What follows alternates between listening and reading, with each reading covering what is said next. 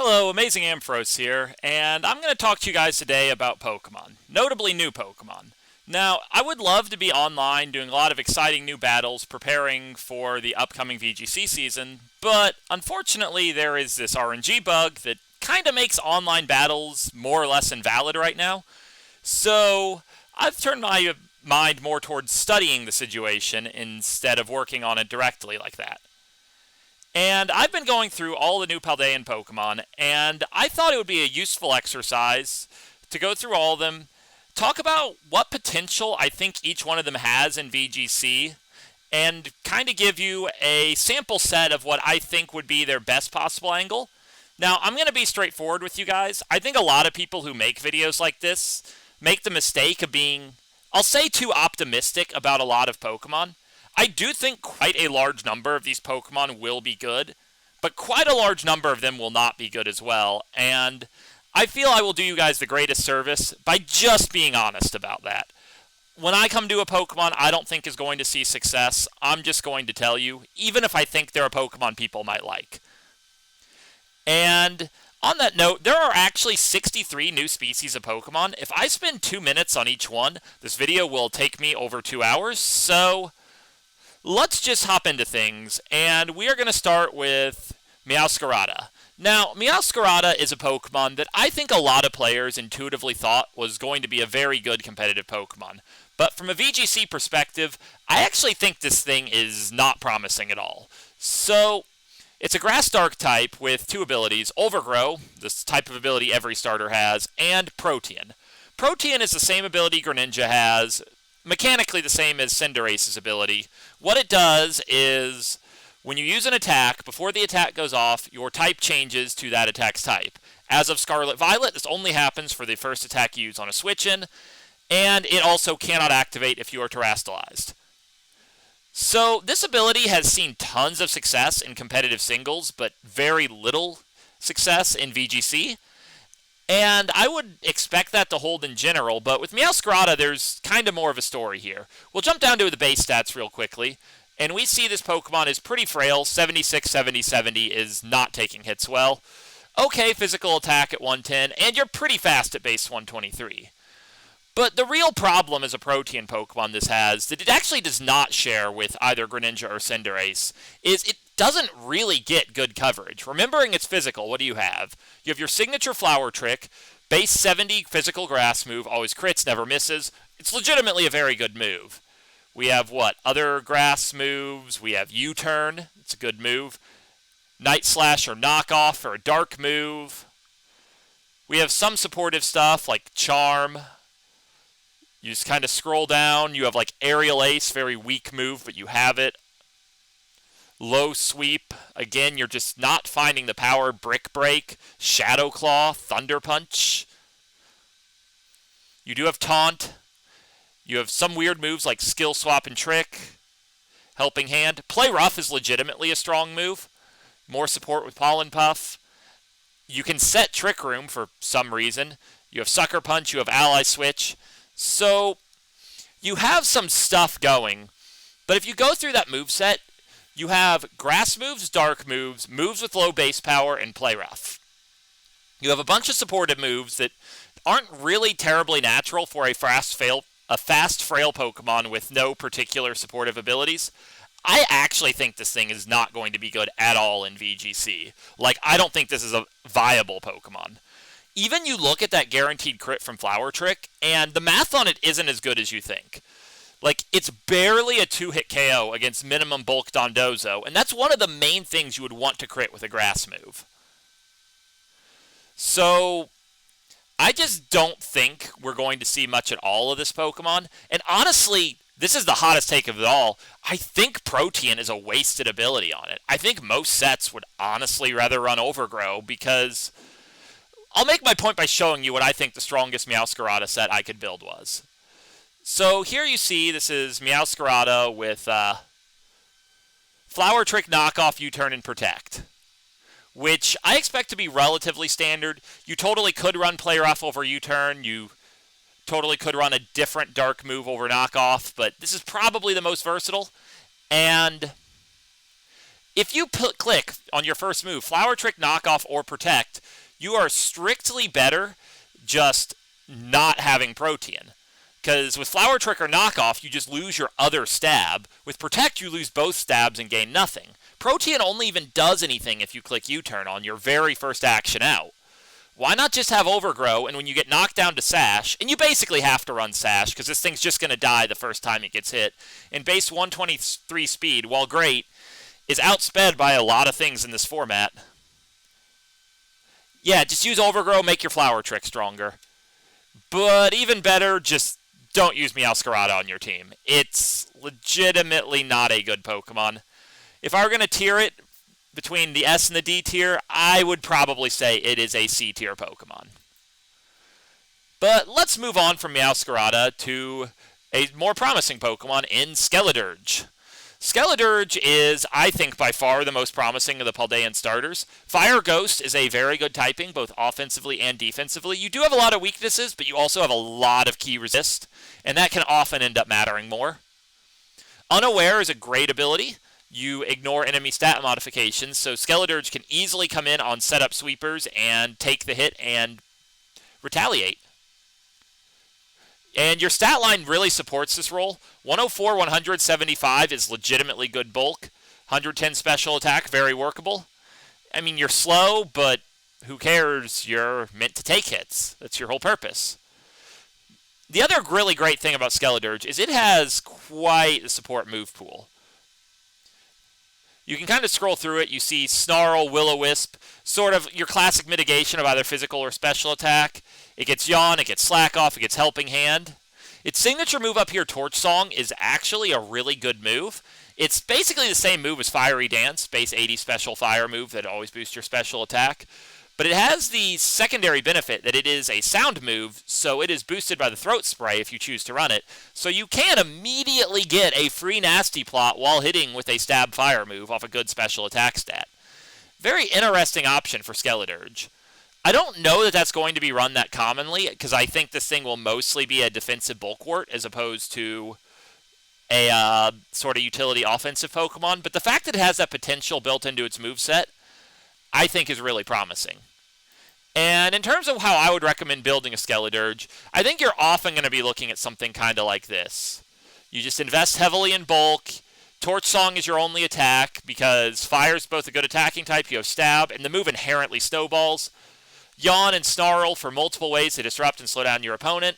And Protect because it's doubles, and Protect is the magic that lets you outplay your opponents. You should always be looking for an excuse to run Protect on every Pokemon on your team. So with that, and I guess I'll drop a tier for him too. I'll tier everyone. I would say Skeledirge is probably realistically more like a B tier Pokemon. I don't think it's going to be like a top meta pick or anything, but I think it's totally viable. But let us move on to our third and final starter, Quaquaval. So Quaquaval is a Pokemon that has some legitimately good attributes, but it just, to me, doesn't do enough to justify itself. Water Fighting is an interesting typing offensively and defensively.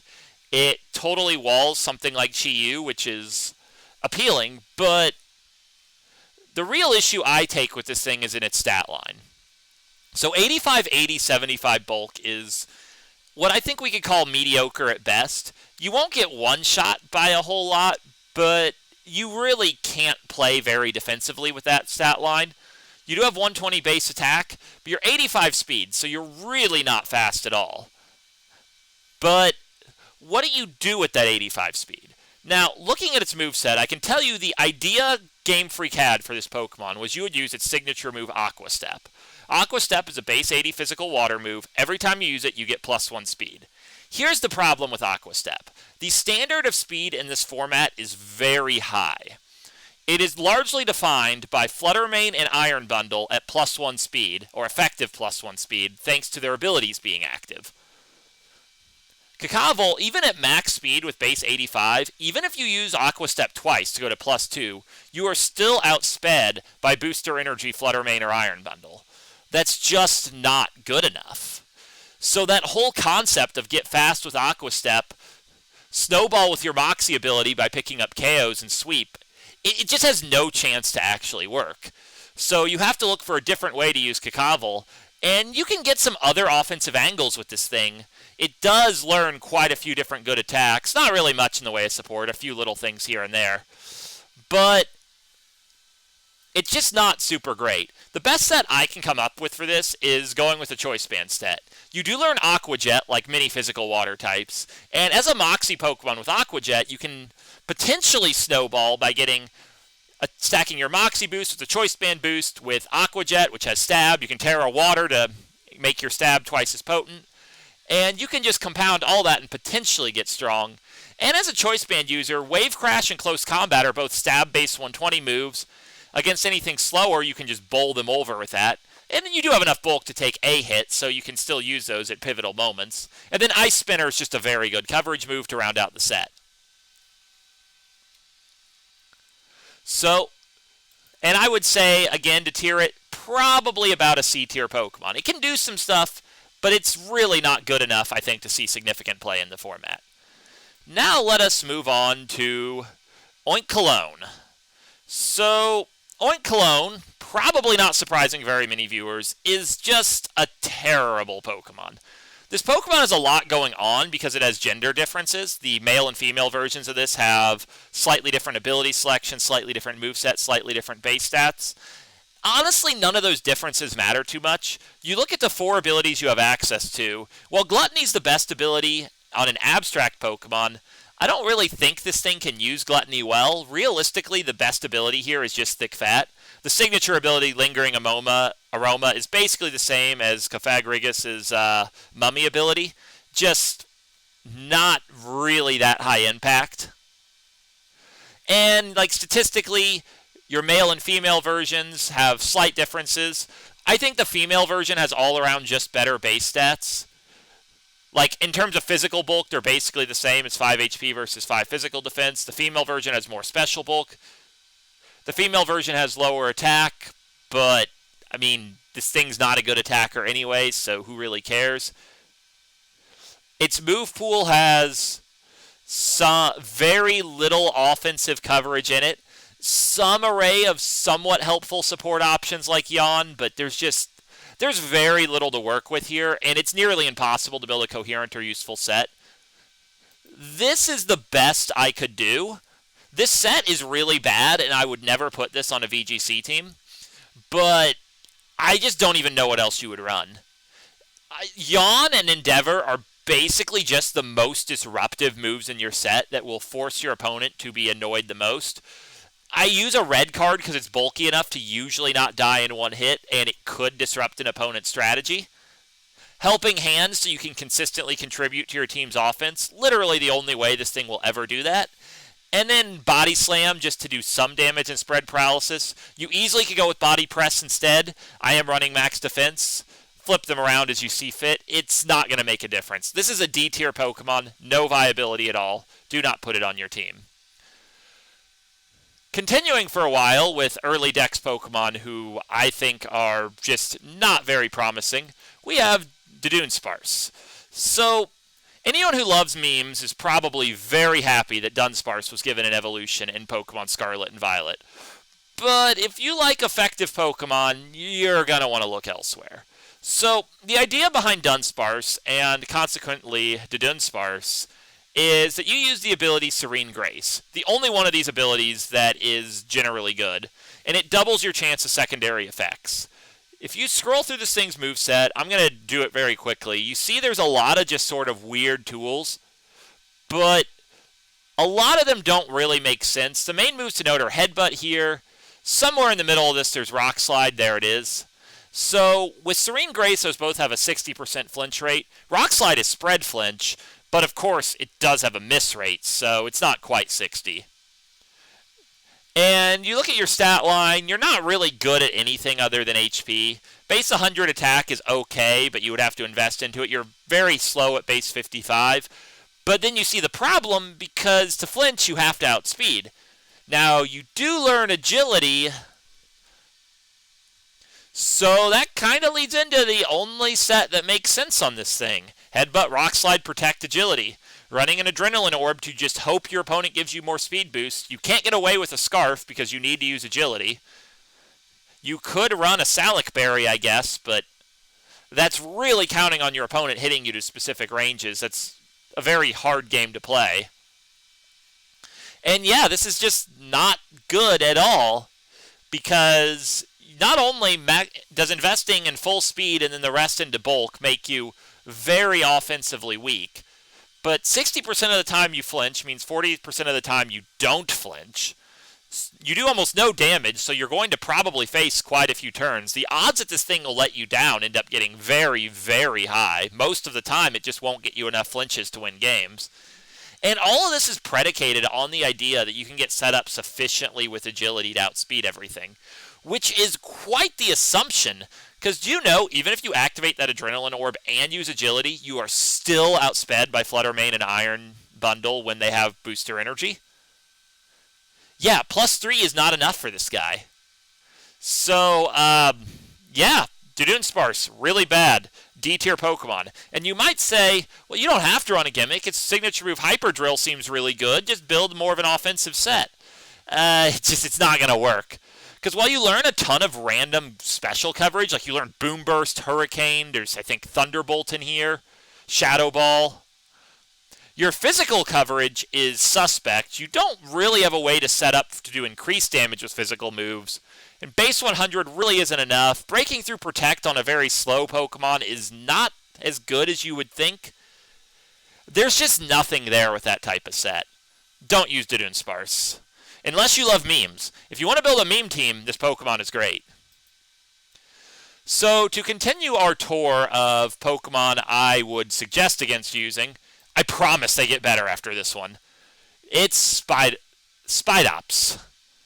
Sorry, struggled to pronounce the name. It's not a Pokemon I tend to talk about.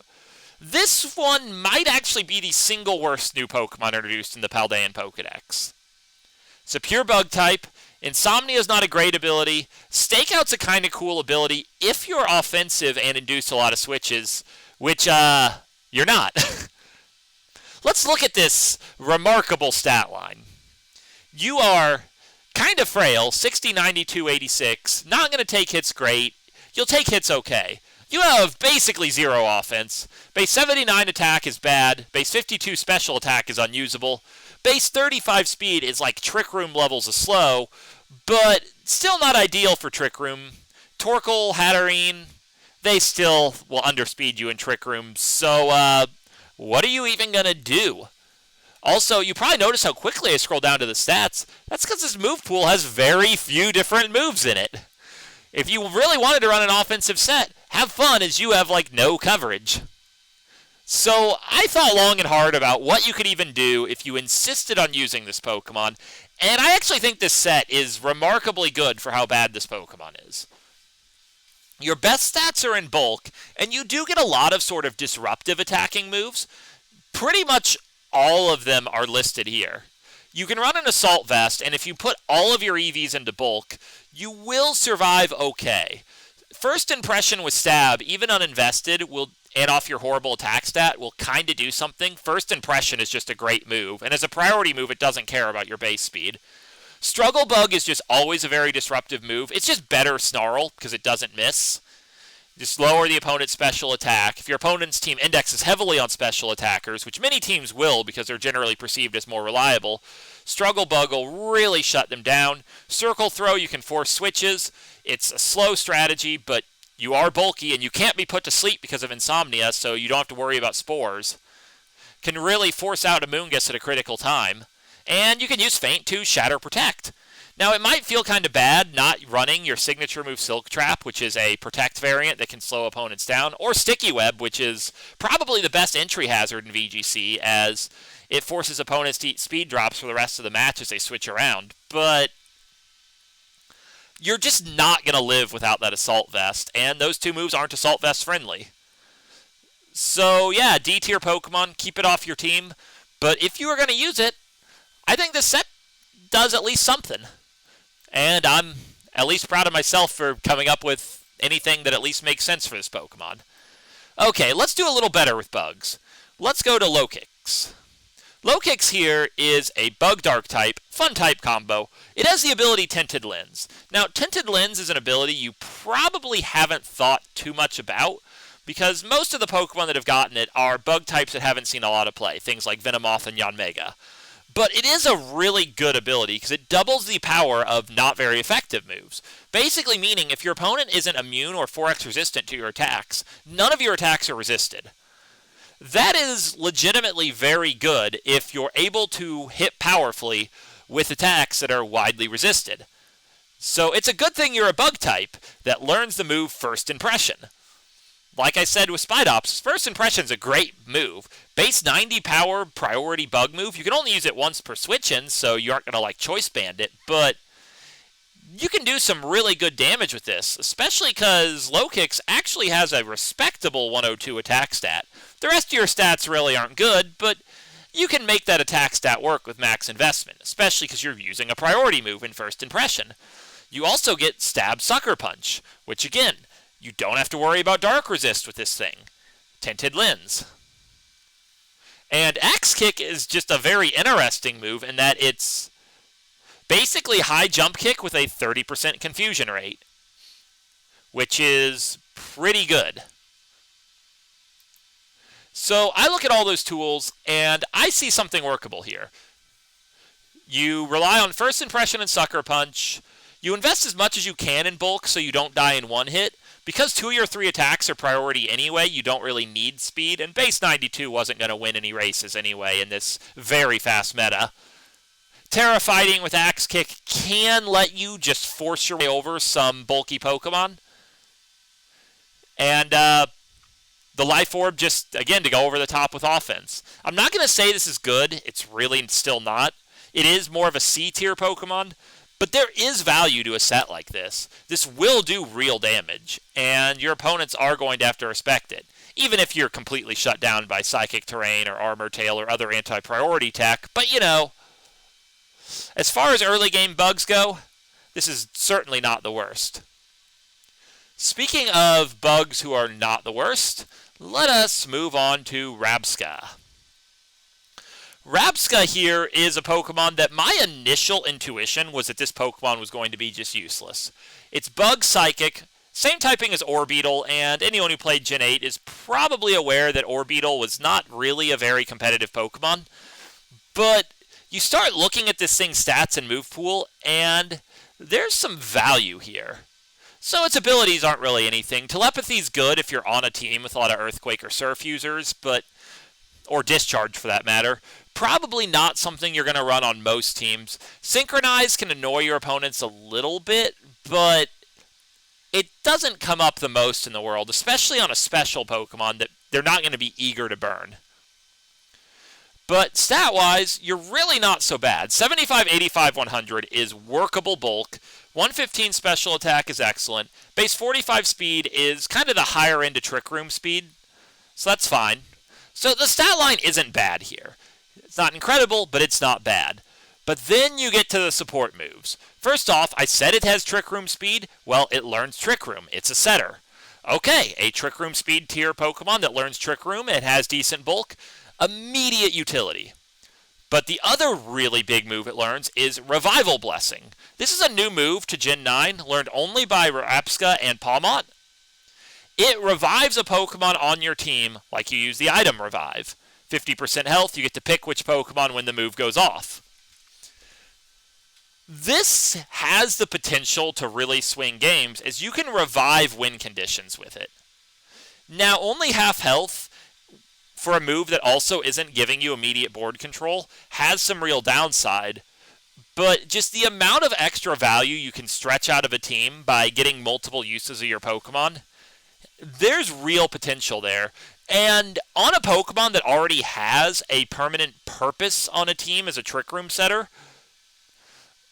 there's some real potential, I would say. So for a Rabsca set, this is what I came up with. Trick Room and Revival Blessing are obviously the cornerstones of this set, and you're going to want to put all your EVs into bulk because, frankly, even though this Pokemon's highest stat is special attack, there's really no reason to use this thing offensively. It's outclassed by a lot of things. That Trick Room Revival Blessing combo is the whole purpose of this Pokemon. Go for bulk. Another interesting tool it gets is Speed Swap, which is one of my favorite moves in VGC. It allows you to switch the speed stats of two Pokemon on the field, well, the Pokemon using it and another, and speed swap on a Pokemon with Trick Room, you can just kind of fool with your opponents in so many ways, swapping speeds, gaining speed control, making things fast that aren't supposed to be, making things slow that count on being fast. It's a really good move, and it's really good for a supportive Pokemon. It gets it. Struggle Bug is both an attack. With your base special attack, you will do some real damage with it, but it also, of course, just mitigates that special attack. It's a nearly perfect move for a purely supportive Pokemon to run as its one attack. Leppa Berry's kind of a fun gimmick. It gives you 2 shots of Revival Blessing. You could easily argue for a better item, something like a Mental Herb or a Citrus Berry. But I think the potential to Revival Blessing twice, more or less forcing your opponent to target into your Rabsca, is pretty good. And again, I ran Terra-type Steel here, just because it's a very good defensive typing. Switching off Bug Psychic, it could potentially be the secret to letting you survive turns with this thing and make the moves that'll win you the match. You could easily use a different Terra-type Ghost, to avoid Fake-Out's a very natural choice.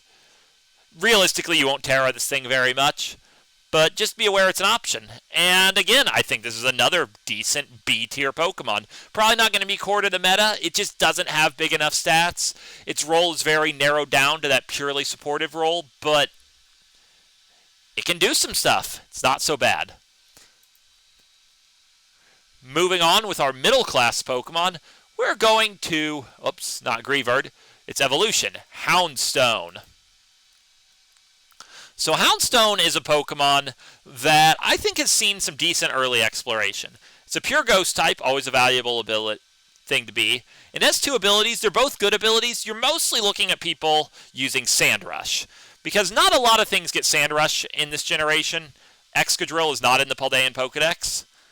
And this doubles your speed in a Sandstorm. And if you look at Houndstone's stat line, you'll see why this makes a lot of sense. Base 68 speed is one of those speed tiers that's kind of in no man's land normally, but it's fast enough that you do get a lot of value doubling it. You still don't outspeed stuff like Fluttermane, but you outspeed almost everything else. And you're legitimately pretty bulky. 72, 197, that's a good bulk line. 101 attack is enough to work with. And as a ghost type, you also get a lot of these sort of ghost-type supportive stuff that you often expect. Will-O-Wisp, like most ghosts. You get Yawn, you get Howl, because you're a dog and dogs howl, I guess. You get Ally Switch, if you want to watch the world burn. Memento, Destiny Bond, I guess. Trick. I'm pretty sure this thing gets Snarl. Yep, gets Snarl. You have Bulldoze. So you can get fast and be very disruptive. And when it's time to get offensive, your signature move, Last Respects, is pretty much perfect. Last Respects is a 50 base power physical ghost move that for every ally dead, it gets 50 more base power. So if you have 1 ally dead, it's base 100. That's stronger than Phantom Force already. With 2, it's 150, and if Houndstone's your last Pokemon, it will be a base 200 move. That's very strong, even if you don't invest in your attack. So that leads to what I think is the most natural way to use Houndstone. So with Sand Rush, you can move before a lot of things and lay down very useful support with Snarl and Will-O-Wisp, depending on whether your opponent's team indexes on physical or special. You can power up your own offense with Howl, and as a Sand Rush Pokemon, remember, you're probably next to a Tyranitar, who will really appreciate those attack boosts, on top of the fact they're stacking into Houndstone, and your opponent has to make a choice at that point. Do they target into Houndstone's partners, targeting around Houndstone? Well, they're setting you up for a devastating Last Respects endgame. Do they target into Houndstone? Well, it's a very bulky Pokemon that will not be that easy of an out, and it will lay down plenty of disruption before it goes down, while its presumably very offensive partners will be running around unchecked because you're targeting into the Houndstone. It fits very easily into that kind of sand strategy as a bulky, supportive Pokemon that can turn into an in-game win condition if your opponent targets around it. Now, I do think there's somewhat of a rigidity to the fact that this Pokemon loses a lot of value outside of the sand, so it really has to be tied to its best friend Tyranitar. But there's still a very viable competitive build for a team that incorporates this Pokemon. I would put that into the B tier overall. And honestly, not a bad Pokemon within the context of that tier. So, with that, let us move on to a very different sort of Pokemon in Espathra. Or Espathra, sorry. Not all these Pokemon names are easy for me to pronounce. So, Espathra here is a pure Psychic type with two really top-end abilities. Opportunist copies opponent's stat boost. It's an infinite use Mirror Orb. Or Mirror Herb, rather.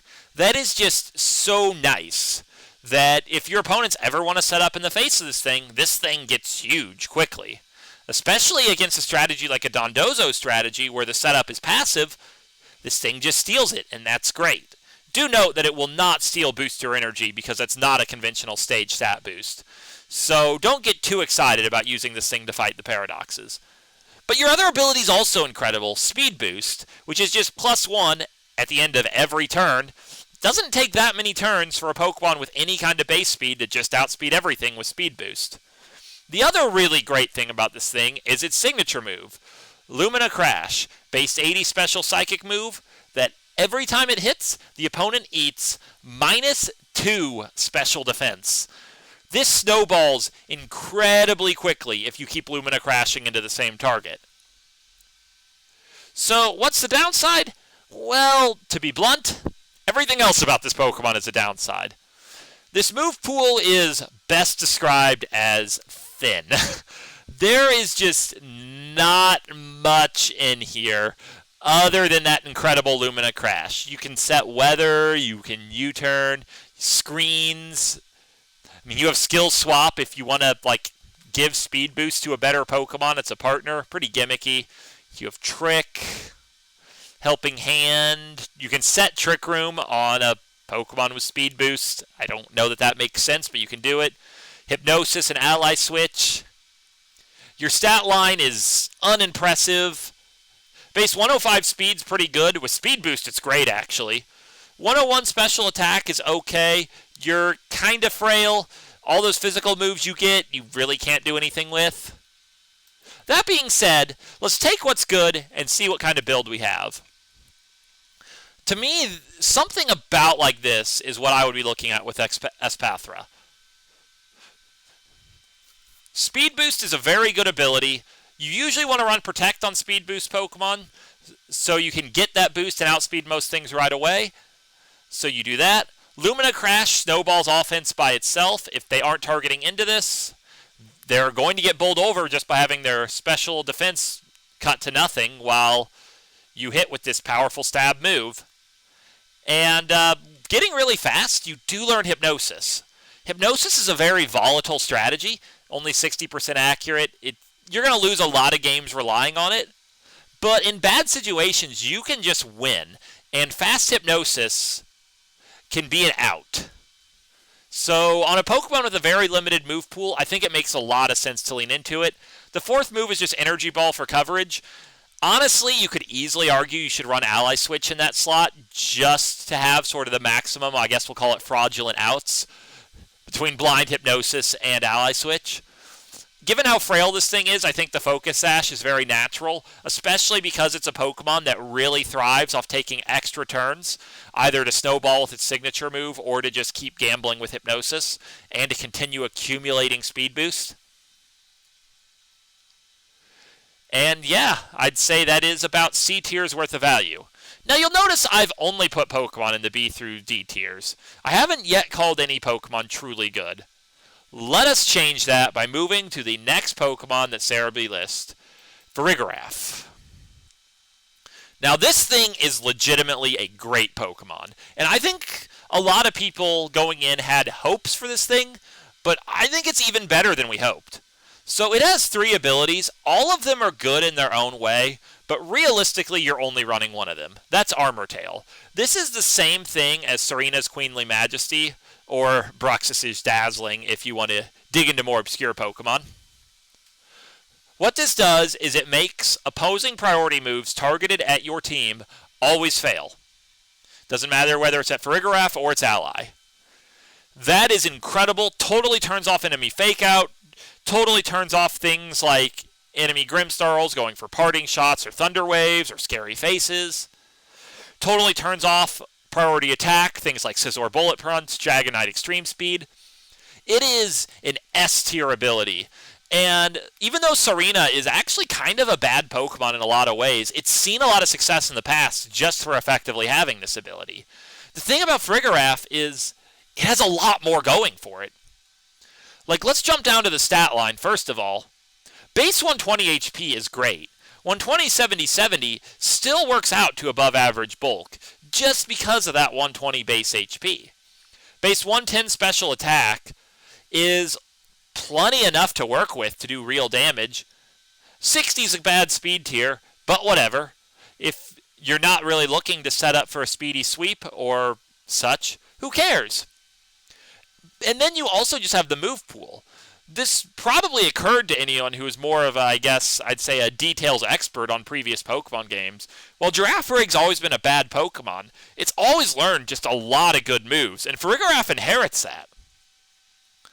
Like, just look at how many different good moves this thing learns. I mean, you can set up with Nasty Plot. It has a million different special coverage moves. Hyper Voice, tons of psychic moves, Thunderbolt, etc.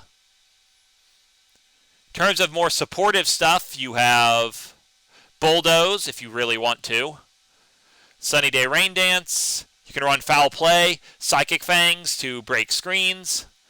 You can set your own screens. You have Thunder Wave. You have Imprison. Trick. Helping Hand. Trick Room. Ally Switch. There is a lot there. And in particular, the build for Farigiraf I think is the strongest is, unsurprisingly, as a Trick Room setter. Because with Armor Tail plus Trick Room, you are a Trick Room setter that cannot be faked out. Run a Mental Herb, you can't be taunted. Though you already were immune to Priority Taunt thanks to Armor Tail, even non-Priority Taunt won't work on you. After you set Trick Room, you continue to protect your whole team from Priority, and there's a lot of Priority in the format right now. And you supply extra damage to your presumably offensive Trick Room Sweeper partner with Helping Hand. If Helping Hand isn't getting the job done, Stab Hyper Voice, even uninvested off base 110 special attack, will get some work done. And, of course, you can continue to stick on the field with Protect. I just think Protect's a great move to run. But you have a lot of other options to run in those slots, like I said.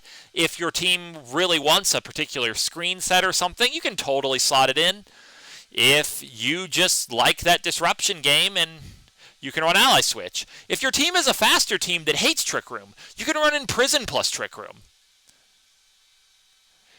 And then just prevent the opposing team from ever using Trick Room. And again, you can't fake this thing out to stop it from doing that. And it's bulky, so it's very hard to quickly remove from the field, which is really ideal for an Imprison Pokemon. This thing is super versatile. It's going to fit on a ton of different teams. And it's, I think, going to be a significant Pokemon in the meta. Farigiraf is an A-tier Pokemon. Now that I have taken a moment to praise a good Pokemon, let us go back to our regularly scheduled dunking on bad Pokemon with Wugtrio. So, Wugtrio is a meme. It's supposed to remind you of Dugtrio. You see it has the same stats as Dugtrio, which is really a bad stat line. Like, I've talked about a lot of Pokemon being frail. Every Pokemon I've called frail up until now is a tank compared to this thing. 35, 50, 70 dies when you look at it funny. Base 120 speed is fast, but a lot of things in this format outspeed a simple base 120. Base 100 attack isn't that high. This move pool is microscopic. It barely learns anything. Mostly just offensive moves plus Memento, Final Gambit, and Bulldoze. Helping Hand, I guess. Shoutouts to Final Gambit off base 35 HP. You're never going to accomplish anything with that. And your abilities don't do anything to help you. Like, at least Dugtrio has Arena Trap, one of the most inherently impactful abilities in Pokemon.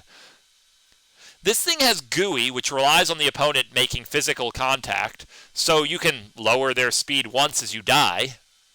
Rattled, which relies on getting hit or intimidated, but if you're intimidated, you do so little damage, who cares if you outspeed. And Sandveil, which, I mean, I guess if you're running alongside Tyranitar, you can hope you get lucky and don't get hit, which is probably the only way you survive something targeting into you. And yeah, like, I tried to build a Wugtrio set. This is the best I could even come up with. Choice Band, Sucker Punch, and Aqua Jet. Aqua Jet does have Stab.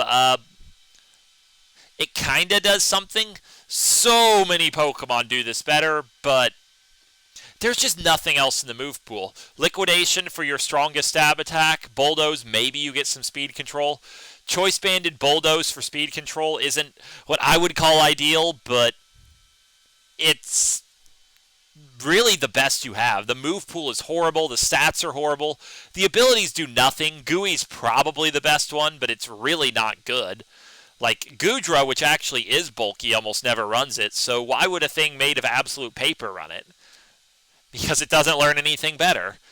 Yeah, Wugtrio is every bit a D-tier Pokemon, one of the very worst. So, let us jump ahead a bit.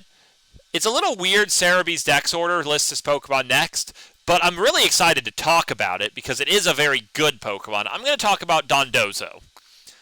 Now, Dondozo can't be talked about on its own, so we're going to cover two Pokemon at once here. Dondozo and its natural partner, Tatsugiri. Tatsugiri is a Pokemon with the ability Commander that causes it to get eaten by Dondozo when it enters the field, gives Dondozo +2 to every stat, and improves Dondozo's signature move order up. Now, there's a lot of mechanics to this. This happens instantly, and takes away all of Tatsugiri's future turns until Dondozo goes down. Tatsugiri becomes unhittable, but still present on the field, so it'll still weaken spread moves, and anything targeted into it will simply miss, as opposed to getting redirected into Dondozo. So it is better than having only one Pokemon in reality. It's just a very gimmicky strategy, but it's a really dangerous one too, because +2 in every stat is really hard to run over. And look at Dondozo's natural stats. Base 150 HP, base 115 defense, you are an absolute physical tank even before you boost. And 150-65 overall is actually pretty decent special bulk, just because of the HP, even though the special defense is bad. Base 100 attack is workable. Base 35 speed is slow, but fun fact about base 35 HP. Or speed. If you max out base 35 speed and get to +2, which you do when you eat a Tatsugiri, then you outspeed a max speed base 120. So Wugtrio, who we just covered, gets outsped by Dondozo, despite the fact that Dondozo has more than 4 times as much HP as Wugtrio. Sorry, Wugtrio. And there's a whole lot of strategy and team build that goes into using a Dondozo team. You do things like lead an Intimidator, switch for the Tatsugiri to get the free Intimidate. You have to make decisions about which Tatsugiri color to run. The 3 different colors give different boosts with Dondozo's signature move order up. You can boost attack, defense, or special defense at your discretion. And you have a choice of 3 abilities even.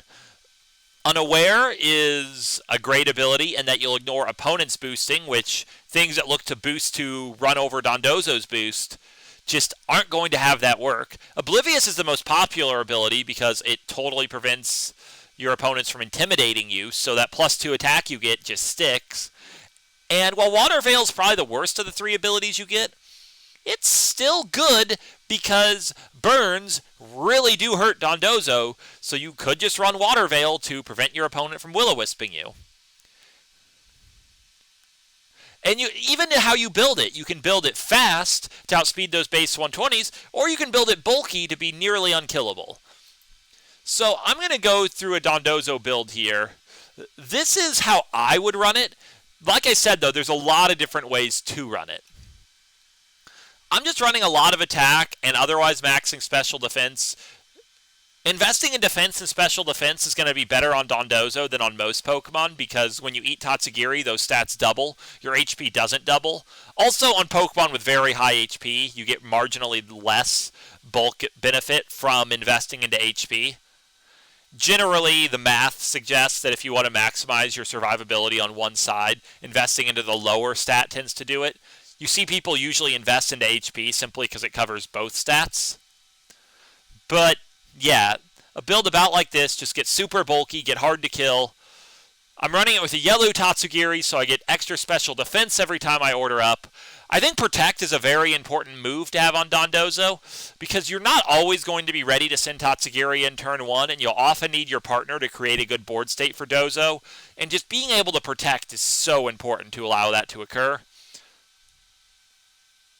Between Liquidation, Order Up, and Earthquake, you cover most things. Earthquake is especially nice on Dozo because it's not like you can hit your allied Tatsugiri anyway, so it's effectively just a spread ground move with no downsides. And I should touch on the Tatsugiri build here. Now, as you've probably gathered, what the Tatsugiri actually has is just not that important, because it's a very frail, because it spends most of its time just inside Dondozo's mouth. And frankly, its stats are pretty bad. It has a lot of special attack. All those other numbers are best described as underwhelming. Move pool's pretty thin. It's a water dragon type. I think something like this is probably the best for your Tatsugiri. Choice Scarf lets you take turns before some things. Draco Meteor, Muddy Water, your two highest impact attacks. Helping Hand, not really bad to choice lock into that, just helps your partner finish any jobs. And Scarf Soak can just be very annoying and disruptive. Anything that depended on its typing, in order to survive your partner or for that stab boost, you can just kind of undermine with it. There's not really much else in the move pool. You're realistically always running Scarf or Specs on this thing, and a moveset that probably has a lot in common with this. And it's not going to have that big of an impact what you run on your Tatsugiri. It's mostly there to enable the Dondozo and maybe use one attack in an endgame. But yeah, the pair of them together I think are very good. I don't think they're going to be top tier because the nature of 2 vs 1 does have a lot of counterplay, and there's an obvious telegraph factor. You see Dondozo and Tatsugiri in team preview, you pretty much know what the enemy team's going to be working for, and if your team's well constructed, you naturally lean into the modes that counter it. But nevertheless, I still think you end up somewhere in that A tier. Very threatening build.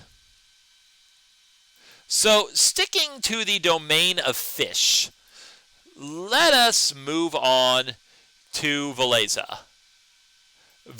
I'm sorry. This Pokemon is a Pokemon that, as of a few days ago, my analysis was, I have no clue what it does. Well, for this video, I did some research. I now know what it does, and it's not great. So, it's a water psychic type. You see it as its ability Sharpness increases the power of slicing moves by 50%, so you're naturally going to want to run as many slicing moves as you can. And the main thing you see in the moveset that immediately stands out is its signature move, Fillet Away. Now, Cerebi doesn't make it perfectly clear what its mechanics are, but you get the general idea here. I'll make it perfectly clear. Every time you use Fillet Away, your attack, special attack, and speed all go +2. You lose a quarter of your HP. It's like making a substitute, except instead of getting a sub, you get basically the offensive benefits of a Shell Smash.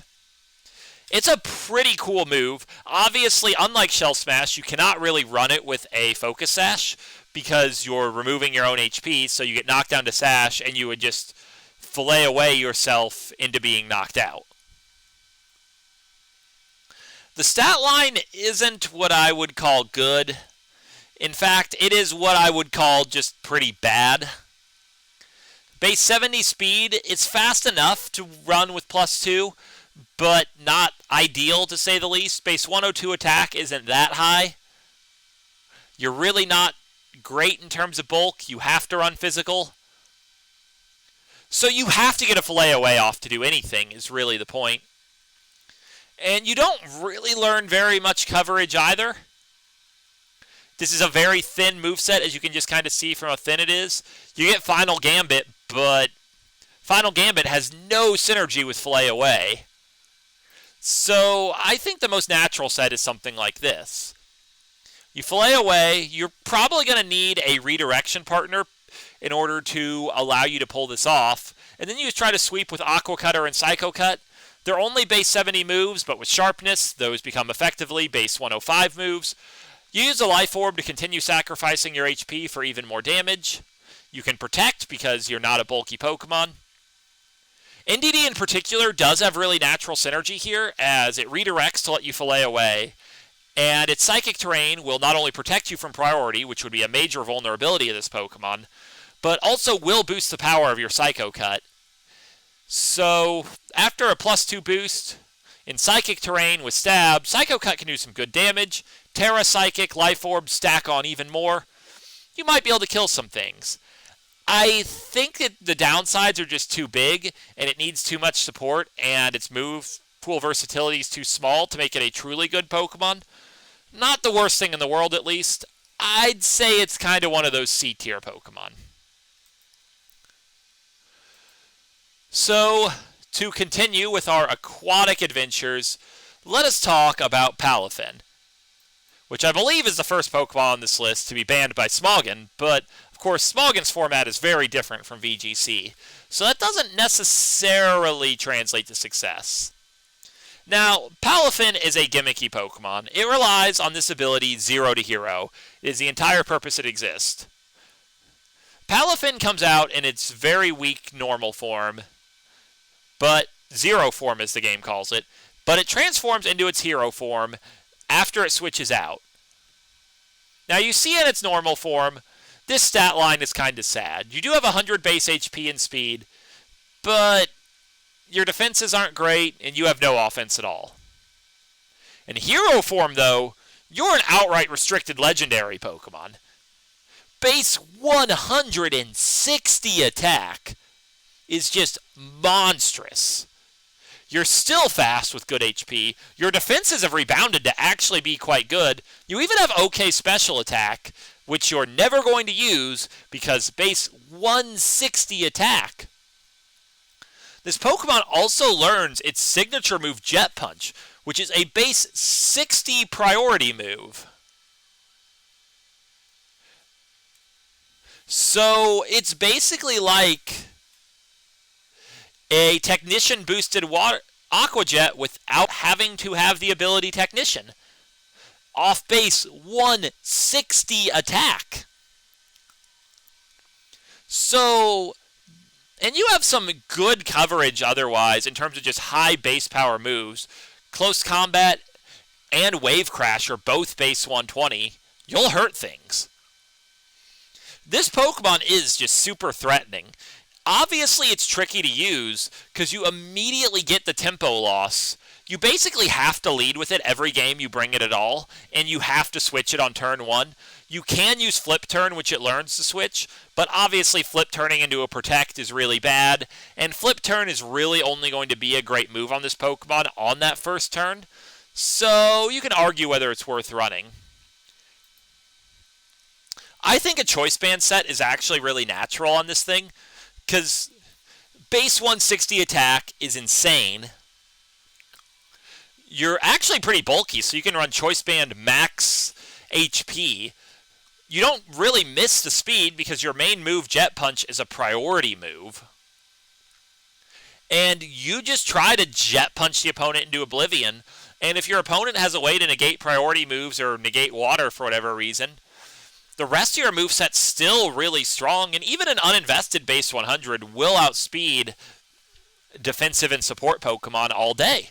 So, yeah, I think Palafin has a lot of potential. It's a little tricky to build around, and you don't see it seeing a lot of usage right now. But I honestly think this is an A-tier Pokemon that people just haven't quite fully figured out. You just need to put it on the type of team that has the bulk and versatility to switch a lot, and it will do work for you. But let us move from water types to grass types as we come to Arboliva. Arboliva here is a grass normal type, kind of quirky type combo, with two very interesting abilities.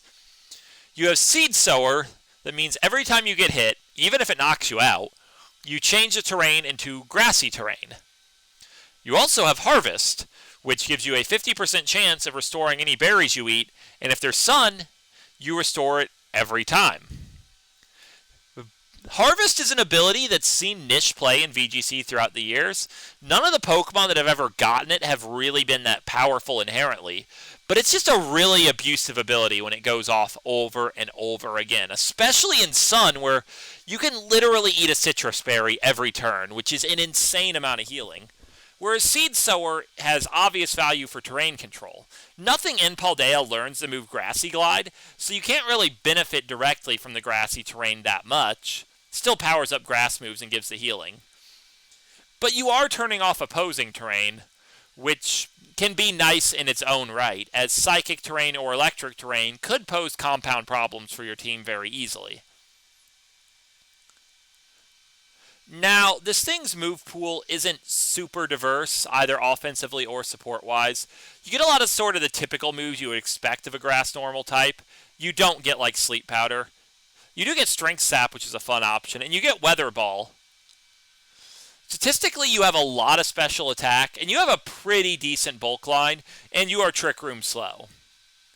So I look at how I would naturally lean toward using this thing.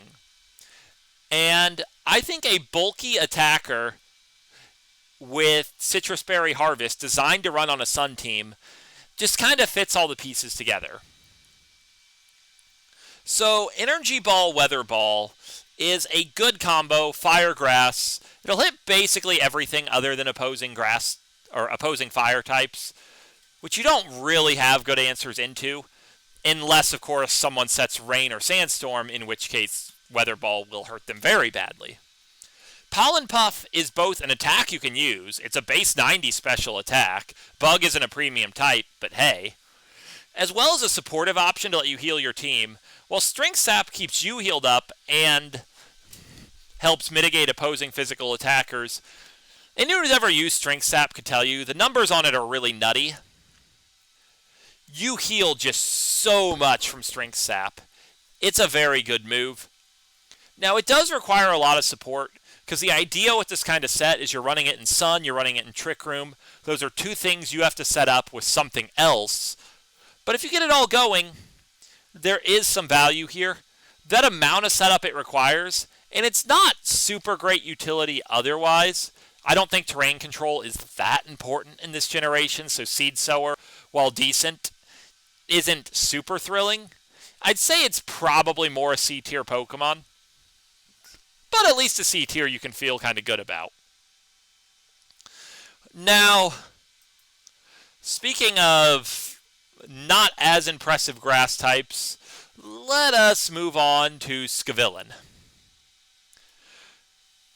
Scovillain is a fire grass Pokemon with the ability Chlorophyll. It also has the ability Moody, which is a hilarious ability, but if you want something that consistently actually wins, your ability is Chlorophyll. You move down to the stat line, you're a base 75 speed Chlorophyll Pokemon. As we said on several other Pokemon, that sort of 60s to 70s range tends to work pretty well when you have abilities that can double the speed. And Scovillain does offer that. But you look at this stat line, and you should probably have a lot of concerns. This is pretty similar to Cacturn's stat line. You have decent but not spectacular attack and special attack. You're very frail, and you have a middling speed tier. Yeah, that's Cacturn. And it's just not good. You're wasting a lot of stats in whichever attack you don't use. You can't take hits. You depend on the weather to move first. There's just a lot of downside here. Scovillain does learn a lot of good moves. It learns Rage Powder, which is just always disruptive on literally any Pokemon. Helping Hand, Will-O-Wisp, because you're a fire type, remember. Its signature move, Spicy Extract, takes any target, gives them +2 attack and -2 defense. Very interesting move at a minimum. But yeah, definitely a hard Pokemon to use. The best sort of set I can come up with is something like this. Focus Sash plus Rage Powder has a real floor of value. You'll always be able to support a team helpfully with it. Under the Sun, you can get pretty fast, really spread those burns, help your Sun team not take physical damage. Leaf Storm is just a very powerful attack with max special attack that will hurt. You might be tempted to run Solar Beam because you want to run Sun anyway, but not having to worry about opponents switching into Weather will really help you. And either way, the first turn, Leaf Storm is stronger than Solar Beam anyway. And this thing's not going to be firing off a lot of consecutive attacks, so Leaf Storm is mostly just better. Now, I really don't believe in this thing at all. Most about what it is a D-tier Pokemon, but I would say it's more fairly categorized in the C-tier, just because I literally don't think it's possible to beat D-tier levels of value if you learn a redirection move, no matter how bad you are otherwise. So yeah, Scovillain's a C-tier Pokemon. Thank you, Rage Powder, for redeeming something that's otherwise honestly really bad. Let's continue our trip through these Pokemon by going to Bellibolt, the signature Pokemon of the most annoying gym leader in Gen 9. Bellibolt is honestly just terrible. The idea with Bellibolt is this ability Electromorphosis. Every time you get hit, you get the effect of charge, which doubles the power of the next electric move you use. You look at the stat line, 109, 91, 83, pretty decent bulk. 103 special attack, quite usable. Okay, so you're good at taking hits. You're an electric type. You learn a bunch of electric moves. It should be good, right? Well, the problem is that I just described everything good about you. You don't really learn any support moves. You don't really learn any coverage at all. So you're just kind of hoping electric's enough. If your opponent resists or even more is immune to electric, what are you going to do? This is the best set I can come up with. You might as well run a magnet because your only useful attacks are electric. You have Discharge T-Bolt. Your only way to hit things that electric doesn't hit well is just soaking them, which is a really slow strategy. Protect, because buying time is always valuable in VGC. And yeah, you run bulk, you run special attack. You hope it's good enough. Realistically, it usually won't be. This Pokemon and its strategy are just too slow, too much counterplay, and not enough coverage. I think this is a D-tier. Let me catch my breath real quickly, an hour in, and then immediately move on, as we have so many Pokemon to cover, to Revavroom. The signature Pokemon of Team Star has a very interesting Steel-Poison typing. I know when you fought it in the story, it had all sorts of crazy typings, all sorts of crazy abilities. The real Revavroom, which is a mouthful of a name, is always Steel-Poison, and it has either Overcoat or Filter. Overcoat makes you immune to powder moves. Filter makes super effective moves do less damage. Pretty much the same ability as Rhyperior's Solid Rock, which if you played Gen 8, you're probably familiar with it, because Rhyperior was meta in a lot of Gen 8 formats. Kind of the nice thing about Revavroom is it actually has a pretty respectable stat line. Base 119 attack is a fairly high number. 80, 90, 67 defenses. You're not super bulky, but that is perfectly serviceable, especially on the physical side. And base 90 speed isn't that fast, but if you could boost your speed, it would be plenty fast. And what do you know? It learns Shift Gear, which is the better version of Dragon Dance. Gives you +1 attack and +2 speed. And you do get some good coverage moves. You actually learn quite a few supportive moves in Haze, Taunt, Parting Shot. So you could run like a purely supportive Revavroom, and it would be pretty viable. But personally, I think the overall more dangerous set is the Shift Gear set here. You Shift Gear to get fast, get more offense. Iron Head, Poison Jab together. You don't really hit opposing Steel types, but you hit just about everything else pretty well. And you're just looking to do some damage. Overcoat protects you from all the powder moves in the format. Amoonguss and Amoongus's paradox friend, Brute Bonnet, are Pokemon you are going to be facing, so powder moves very much do come up. Hence, I prefer it over Filter. You are a Pokemon 4X weak to ground. I really like the idea of Air Balloon to just dodge all those Earthquakes and Earth Powers, but obviously you could run a wide variety of items on a set like this. And that's pretty much the idea with this set. But like I said, again, you could go a completely different option, run this thing supportive. It'd be decent. I do think your overall stat line and your type combo has a ceiling of value. It's more a B tier, but it's an encouraging B tier. I like this Pokemon, and I think this Pokemon definitely has what it needs to see some degree of play. So, moving on, we are going to go to a far less promising Pokemon in Orthworm. They weren't very creative with its design, they weren't very creative with its name, and it can't really do anything. It's a pure steel type with this neat ability Earth Eater. It's basically water absorb except against ground moves. It has an incredibly thin move pool, and its stat line has a lot of physical defense and absolutely nothing else, including being absolutely made of paper on the special side. So you have the sort of stat line you expect from an Avalugg, except middling speed instead of terrible speed, so you can't even take advantage of Trick Room. That's not great. And honestly, if you're trying to build a set for this thing, this is about the best I think you're going to do. Because really your only stat of any merit is physical defense, the only attack it ever makes sense to run is Body Press.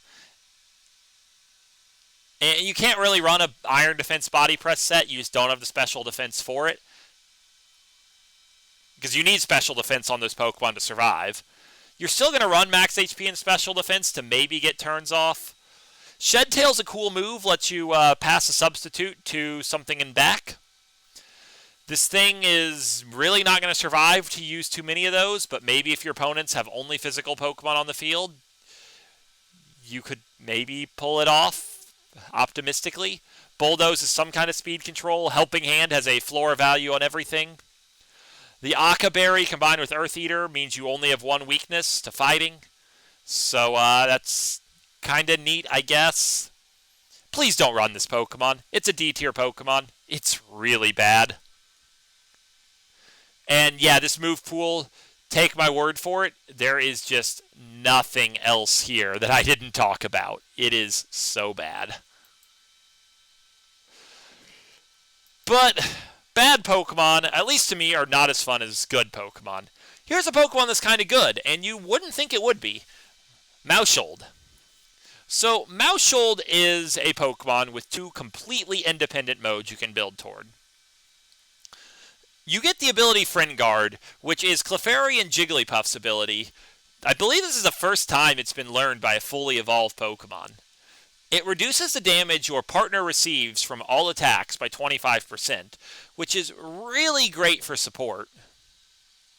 Cheek Pouch is a decent ability that you would never run on this thing, but it also gets Technician, that boosts the power of moves 60 or less by 50%, which is a very good ability for things that either rely on priority moves or multi-hit moves. So if you wanted to use this thing offensively, that would seem to have some potential. Before we go into this move pool, let's look at those stats real quickly. You're fast, you're frail, you don't have much attack. Base 75, there are worse, but it's not ideal. But oh my word, let us look at these moves. For support, you have Follow Me. You're a redirection user with Friend Guard. That's a high floor value. You have Super Fang. You can do good damage no matter how little attack you have. You have Charm, you have Encore. Continuing down the line here, you have Sunny Day and Rain Dance. You have Thunder Wave, you have Taunt. You have Helping Hand. You have Feint to break enemy protect. You have After You, which I don't think this thing in this format is quite fast enough to use it well, but you have it. You have Switcheroo. That can be shenanigans. So you can totally build a great supportive set around Follow Me and Friend Guard. Take your pick of any of these other great supportive moves, and this Pokemon will do a lot of work for you. On the other hand, the set that I think more people are excited about is the offensive set. So, Population Bomb is your signature move, and it is a very silly move. It is a base 20 power move with 90% accuracy, but it is a move that works fundamentally like Triple Axle. Every hit, if it hits, will cause the next hit to hit, and it tries to hit 10 consecutive times if it can. If you stack this with a wide lens, you have a 99% chance to hit with every hit, for a net odds of hitting 10 times, like 97%. Technician makes it go from base 20 power to base 30 power. 30 times 10 is 300. This is a base 300 power move that ignores focus sashes, hits around substitutes really well. And yeah, even with only base 75 attack, base 300 with stab as well is going to just absolutely chunk everything that doesn't resist or immune normal. And your other signature move, Tidy Up, is for all intents and purposes a Dragon Dance clone. So you get really, really fast, and you have boosted attack to Population Bomb the opponent into oblivion. You also do have Technician boosted Feint, which won't really do that much damage, because again, you're only a base 75 attack Pokemon. But hey, with Technician and Feint, it'll do a little something. It's a priority move, so it can be used to finish things off. And like all feints, it shatters protects, so your partner can target vulnerable things. Now, the need for wide lens does prevent you from running a focus sash, which is a little scary on something this frail, but this offensive potential is terrifying, and this Pokemon really just bullies opposing teams into having options with Rock, Steel, Ghost on them, at least as Terra types, because this will, if allowed to run unchecked, demolish everything. It's a really funny Pokemon. Now, the fact that offensively it can really only hit normal, and defensively it's a really frail support Pokemon that totally depends on its Focus Sash to stay on the field, those both limit its potential, but the fact that it can do either one and has great field presence either way makes a lot of problems for your opponent just by being on the field. This is like a high-end B-tier Pokemon. Definitely a Pokemon worth seriously considering on teams and very much respecting when you see on opposing teams. With that, let us jump types and talk about the new ice types. Let's start with Cetitan. So Cetitan is a bulky ice type, which you historically would think of as a bad Pokemon. Things like Regice and Avalugg, they never really did anything, especially in VGC where they can get doubled so easily. Cetitan has a little more going for it. First of all, its stat line tells that this Pokemon is looking to have a different story than a typical bulky ice type.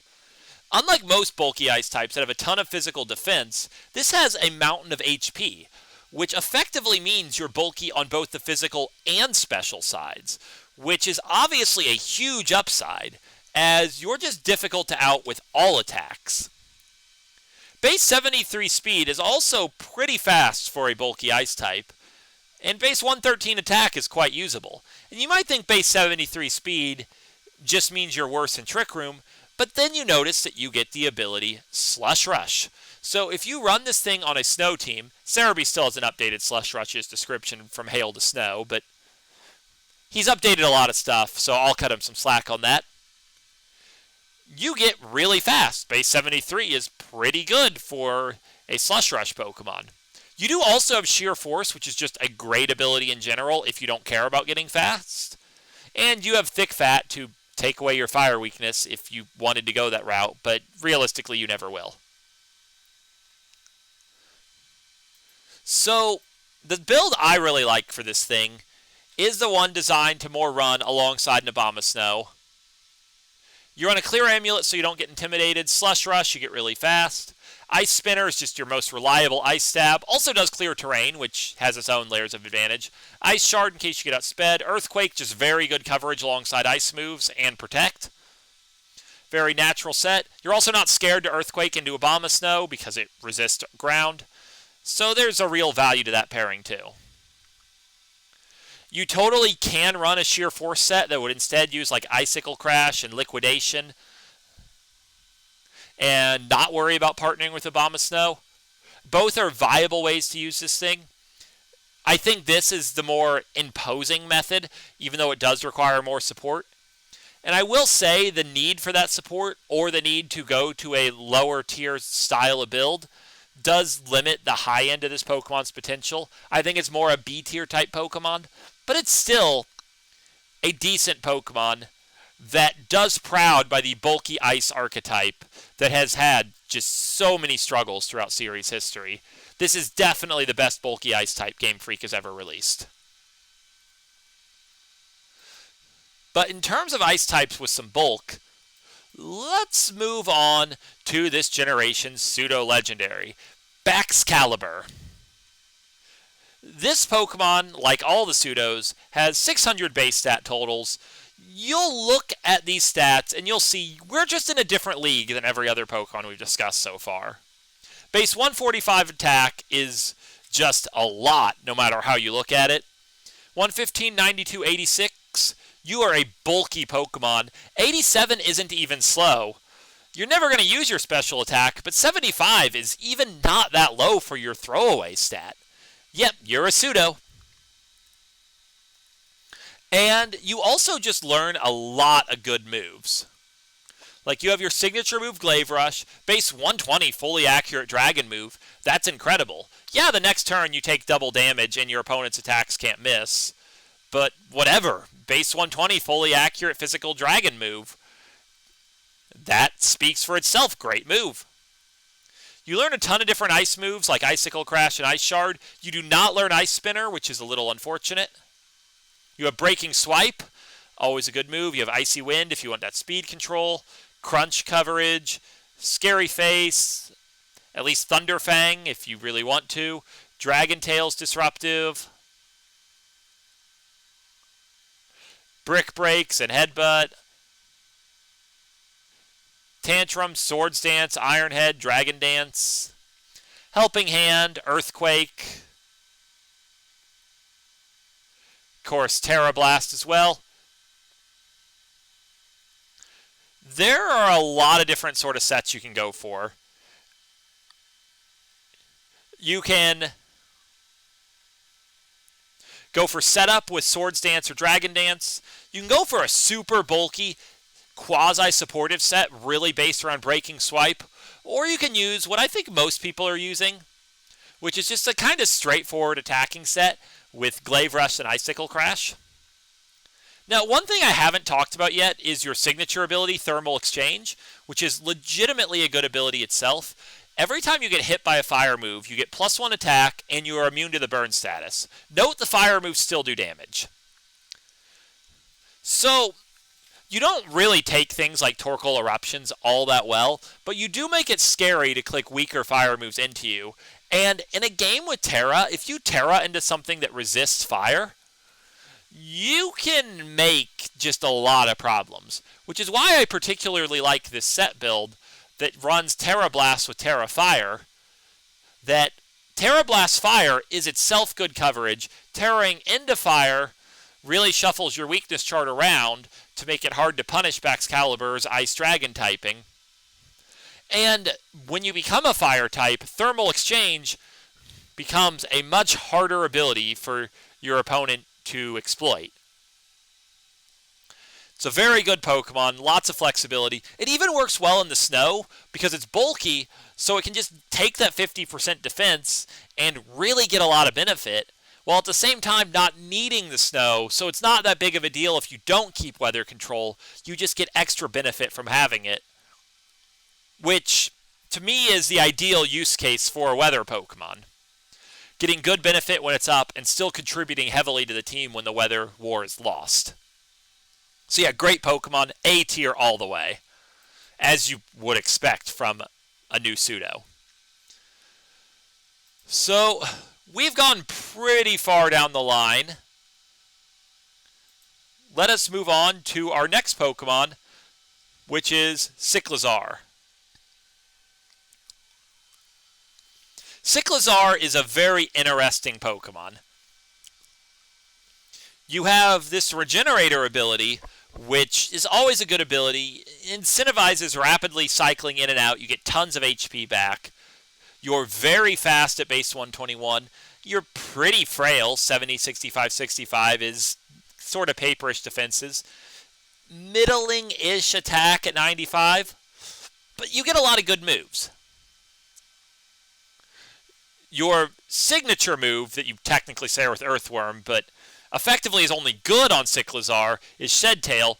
Spend half your HP, create a substitute, and give that substitute to something else you switch with. Very similar dynamics to U-Turn. You get Breaking Swipe on a fast Pokemon. Incredibly valuable disruptive move. You have Knockoff. You have a lot of random coverage. You have Taunt. You can set Weather. So it's not obvious immediately how to use it. You do have Shift Gear if you want to go for a setup build, though obviously you're very frail, so it's a very scary thing to do. You'll probably need some support from redirection to pull off that. What I think feels like the highest potential is a more supportive set like this, where you're looking to take advantage of Shed Tail. Regenerator is a great partner for that, as you just keep getting HP back while you're giving subs to other things. Breaking Swipe is very disruptive. Knockoff is very disruptive. Taunt is very disruptive. You're just looking to be a very disruptive Pokemon that is trying as often as possible to restore your HP above 50%, to use Shed Tail as much as possible. I think it is probably about a B-tier Pokemon, but it's one of those Pokemon that's really non-straightforward how to get maximum value from. So there's somewhat bigger error bars on that than on most Pokemon, I would say. Definitely a Pokemon you have to think carefully how you're going to use on a team. So now let's move on to a Pokemon that I think is a little strange as this far down in Cerebee's decks, but it's fine. We're going to talk about the electric type Pawmot. Pawmot is the other Pokemon to learn the move Revival Blessing. We already discussed it with Rabsca. It allows you to revive a Pokemon of your choice when it goes off with 50% health. But unlike Rabsca, which was very bulky, this thing is more of a speedy supportive thing. It gets Nuzzle, it gets Fake Out, it has base 105 speed. It's really frail. You do get the ability Volt Absorb though, so you at least have an immunity. Now, there's a couple different ways to build it, but I would point out that it has base 115 attack, which is a legitimately good number. So I kind of like something like this. Obviously, Focus Sash, Fake Out, Revival Blessing gives you a lot of field presence, stealing turns, restoring your Pokemon to life. It gives your opponent a lot of incentive to target you down, but that's what Protect is for. And when you need to attack, Double Shock is a really good signature move. It's a physical electric burnout, which is just base 120 fully accurate physical electric. That's going to chunk a lot of things that probably aren't expecting to take a honestly quite powerful base 120 electric move. There's also a funny dynamic in Gen 9 with Burnout and Double Shock. When you Terra, your type becomes unable to change, so you can just spam these moves and not have your type be used up. So you Terra Electric Pawmot to both get the double stab on Double Shock and remove its downside of stripping away your electric typing. And obviously you're still not going to be able to stick on the field very long, but if your opponent has lost the battle for speed control completely and doesn't have good answers, you could potentially just sweep their team with this thing, and it would be pretty funny. I feel this is a B-ish tier Pokemon overall. The stat line is just a little too vulnerable to be much higher. But man, it just has field presence. Definitely an exciting Pokemon to use. And sticking to electric types, let us move to a Pokemon that I don't think a lot of people have thought a lot about, but I'm going to be straight, I really like this Pokemon a lot. Kilowattrel. So Kilowattrel has its signature ability, Wind Power. It gives it the charge effect whenever it's hit by a wind move, or whenever the effect of Tailwind goes up on its side.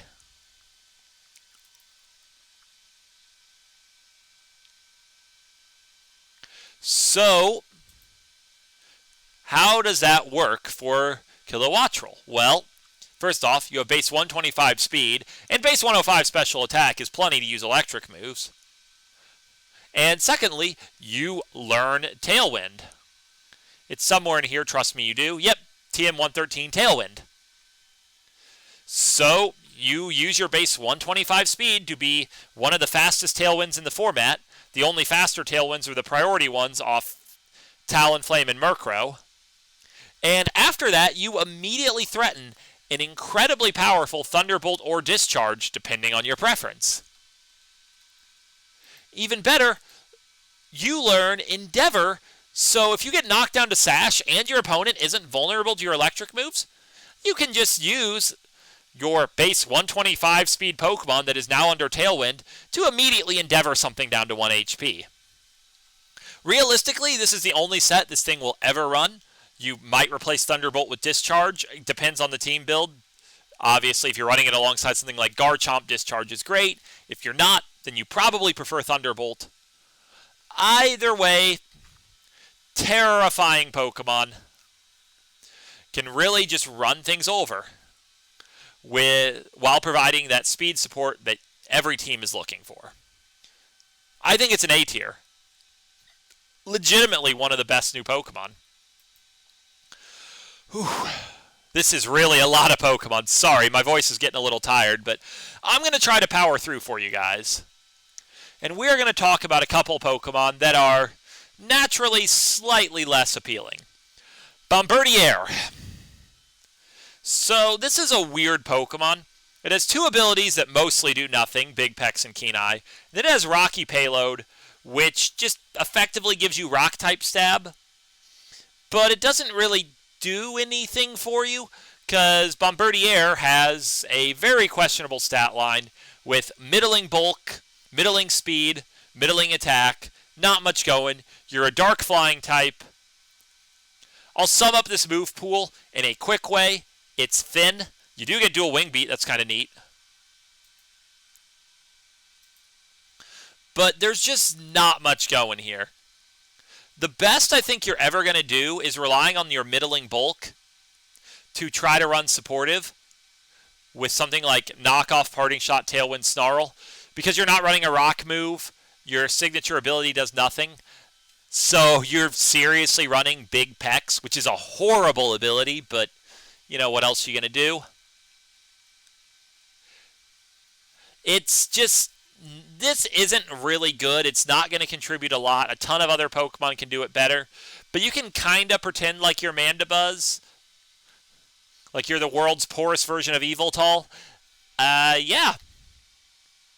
Just support and hope for the best. Really bad Pokemon. It's a D tier. Speaking of really bad Pokemon, let's talk about Squawkabilly. So, there is one really good thing about Squawkabilly. It has the ability Intimidate. It also has other abilities that have some dependence on the color of Squawkabilly that you're never going to run. You're always running Intimidate. Because the bad news about Squawkabilly is literally everything else. It has a very thin move pool. Its stats are just outright bad across the board. It does learn Final Gambit, which is a really nice move. Base 82 is just barely enough HP to make good use of it. You're a clearly worse user of Final Gambit than Annihilate, but I mean, it's a thing you have. You get some supportive stuff with Flatter and Parting Shot. The best set I can come up with to try to justify Squawkabilly's role in the world is a Scarf set. You always immediately get the benefit of Intimidate. You can continue with the stat drops with Parting Shot. Scarf Tailwind is a means of speed control. Scarf Final Gambit can immediately delete something problematic. Scarf Flatter can have a lot of funny uses. You can flatter your allies holding things like Lumberries to immediately get +2 special attack. It's much better than the strategies that are like that use Swagger, because unlike Swagger, Flatter doesn't miss. And you can't be intimidated back down because it's special attack. You can also just flatter opposing physical Pokemon to make them hit themselves in confusion, which is horribly unreliable at minimum, but it's a thing you can do. Yeah, it's really not a good Pokemon. I would not suggest running it. It's D tier all the way. But if you're going to run Squawkabilly, this sort of Choice Scarfed pure support set is almost certainly the best it will do. And it will at least contribute something to the team by running this way. So let's jump forward to our last bird, and definitely the best of these non-evolving birds we're going to go through here, in Flamigo. Flamigo here has a fighting flying type, shared with Hawlucha, but also two very appealing abilities. You have Scrappy, which lets your normal and fighting moves hit ghost types and makes you immune to Intimidate. So it's a super top-end ability on an offensive Pokemon. And you have Co-Star. When you enter battle, you copy all stat boost, well, stat changes as it turns out, that your allied Pokemon has.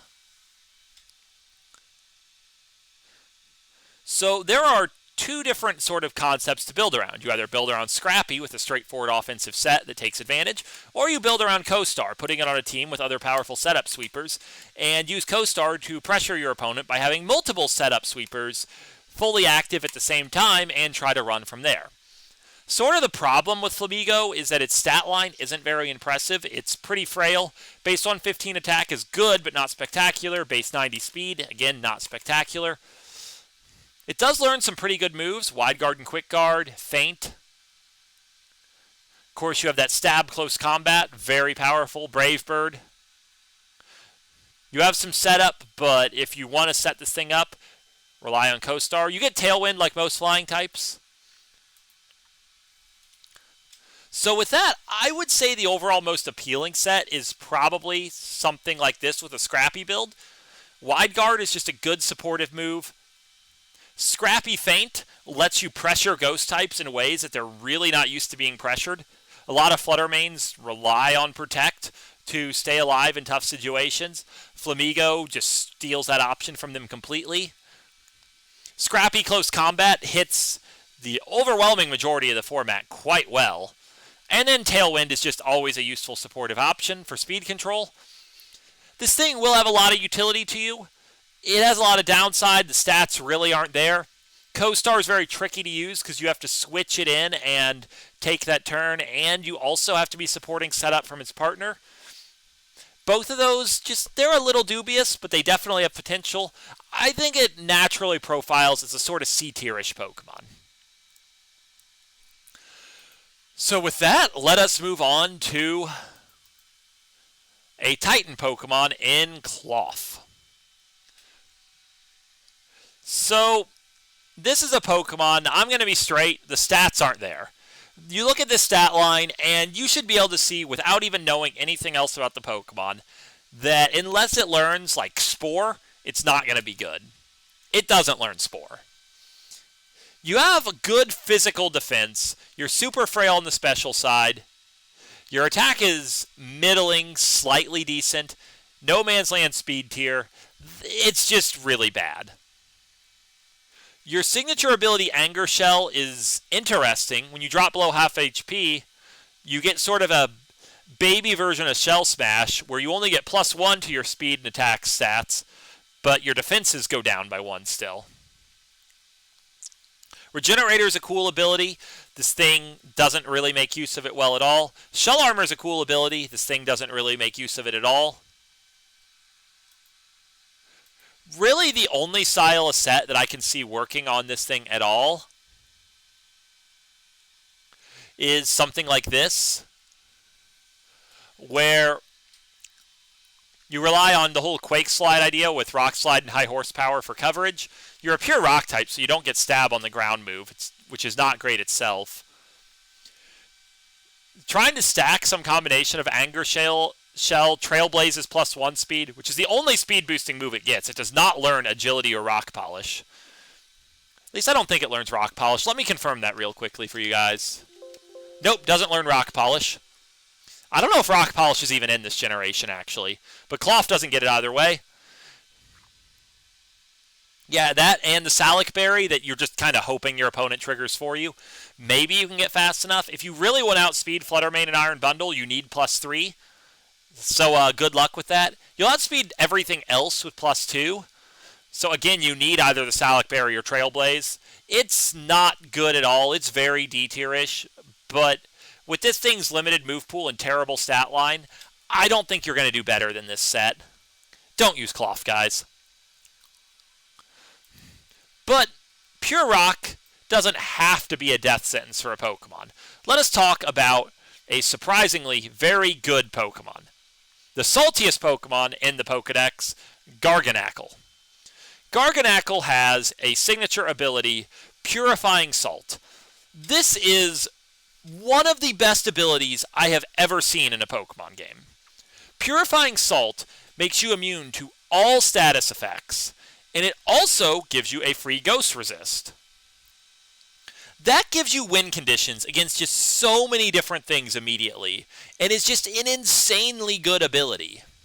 Your other two abilities, Sturdy and Clear Body, are legitimately good as well, but you're never going to run them. Purifying Salt is the ability on this thing.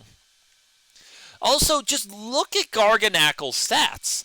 100, 130, 90 is a great bulk line on both sides. Obviously, the physical bulk is just outstanding, but even the special bulk is legitimately good. 100 base attack is certainly good enough to use. Base 35 speed is Trick Room speed. We're not even done with good unique things about this Pokemon, as it has a signature move in the form of Salt Cure.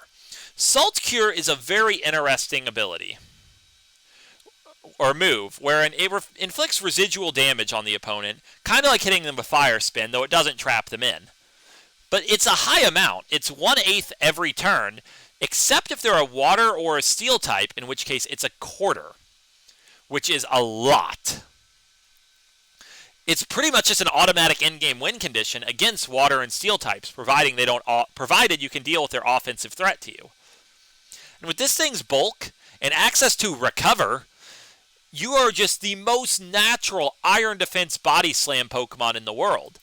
Like, this set for Garganacl I'm showing here is pretty much the standard people have settled on. Recover, Iron Defense, Body Press, Salt Cure. You set up with Iron Defenses, you Body Press through everything. Salt Cure lets you just demolish some things that might not be the easiest to kill otherwise. Recover, you stick around forever. Leftovers helps you stick around forever. You can Terra into Grass, which sort of inverses your weaknesses as a Rock type. Most things that are good offensively into Rock types are bad into Grass types, and vice versa. Most things that are good offensively into Grass types are bad into Rock types. So it's a very valuable Terra type. And yet, you just are a very good in-game win condition that is very tough to out. And of course, remember as well, as a Rock type, provided you don't Terra, you can give this thing 50% extra special defense just by Tyranitar coming out and filling the air with beautiful sand. But don't be fooled into thinking that's the limit of Garganacl's value, because this move pool has a lot of good stuff in it. You get a lot of good attacks, things like Hammer Arm, Rock Slide, Earthquake. You get Wide Guard. You can blow yourself up, which Choice Band Terra Normal Explosion hits harder than you would think. You get all the weather moves even if you want to run that type of support, though it would be unusual. You can Helping Hand. You could even just live forever and gamble with Fissure. I don't suggest it, but man, this thing's move pool is impressive. Garganacl is totally an A-tier Pokemon, and it is very impressive to see a pure Rock type just be given these types of tools that really allow it to succeed, because normally you would not think this typing would be encouraging. So let's sort of finish our Rock-type tour with Glimmora. The signature Pokemon of the Paldean champion, Glimmora is a Rock Poison typing, a typing you will recognize from Neolego from previous generations. Unlike Neolego, though, you really aren't that fast. Base 86 isn't great, though you have actually a good, well-rounded bulk line, which is very un-Neolego-like. And the one thing you do have in common is you have excellent special attack. Now, you do learn a lot of coverage moves. I'm not going to go down the list of all of what they are, but just take my word, you get a lot of them, including Acid Spray, which is a fun move always. Sort of the problem you're going to have with this Pokemon is, for one, neither ability is good at all. Corrosion is basically useless. Toxic Debris is sort of a nice bonus, laying down Toxic Spikes. But spreading Toxic and Poison to the opposing team isn't a very strong strategy in VGC, because it just kills opponents too slowly. And it does prevent you from using this thing in combination with things like a Moongus that are looking to spread different statuses. But nevertheless, you get that. Rock Poison is a kind of vulnerable type defensively, but this thing does exist in a generation with Terastallization, so you're able to fix that. I think the overall most effective Glimmora concept I've seen used so far is you run a Terra type that can honestly be almost anything. You just plan to Terra frequently because other types will usually be an upgrade over Rock Poison defensively. So you're on Sludge Bomb, Power Gem, 2 coverage moves. I went with Acid Spray to let you Snowball and Terra Blast off Terra Ground. Other Terra types will have a little more defensive synergy than Ground, and you do get some good moves like Earth Energy Ball here and Dazzling Gleams, so you can totally take advantage of those options. I think the Assault Vest is very good here because 83, 90, 81, add on a Vest, and you're not that easy to kill. And honestly, you don't really have a lot of reason to do anything other than attack with this thing. And you get hit back, you lay those spikes. They're not great, but I mean, they do at least kill things that get knocked down to Sash. And in a slower paced battle, they will eventually win for you, so maybe not the worst thing in the world. So we've gone from our Rock-type tour to our Poison-type tour. We are going to talk about the newest prankster Pokemon in the Pokedex, Grafaiai, which is a very difficult name to pronounce. This name is basically just a jumble of letters from my perspective. But the purpose of this Pokemon, like the purpose of most Pokemon with this ability, is prankster. Its non-offensive moves will have boosted priority. And you look at its stat line, other than speed, unimpressive. Yeah, it's a prankster Pokemon. You're always going to run this thing supportive, and the only thing that matters is what prankster boosted moves does it learn that are of value. While there's its signature move Doodle, target an opposing Pokemon, change Grafaiai and its partner's ability to whatever that Pokemon's ability is. Be a little careful with this. It actually fails on Photosynthesis and Quark Drive. Also obviously fails on opposing Dark types, opposing Mimikyu, probably some other weird abilities you can't copy that I'm not immediately thinking of. But it can totally be a nice option to let you overwrite hindering abilities on Pokemon like Slaking or Toedscruel, so that's fun. What else do you get? You get Flatter. Like I said before, Flatter's a move that's very easy to overlook in VGC. It is the special equivalent of Swagger, but unlike Swagger, it's fully accurate, so it is actually way better than Swagger. You have Taunt.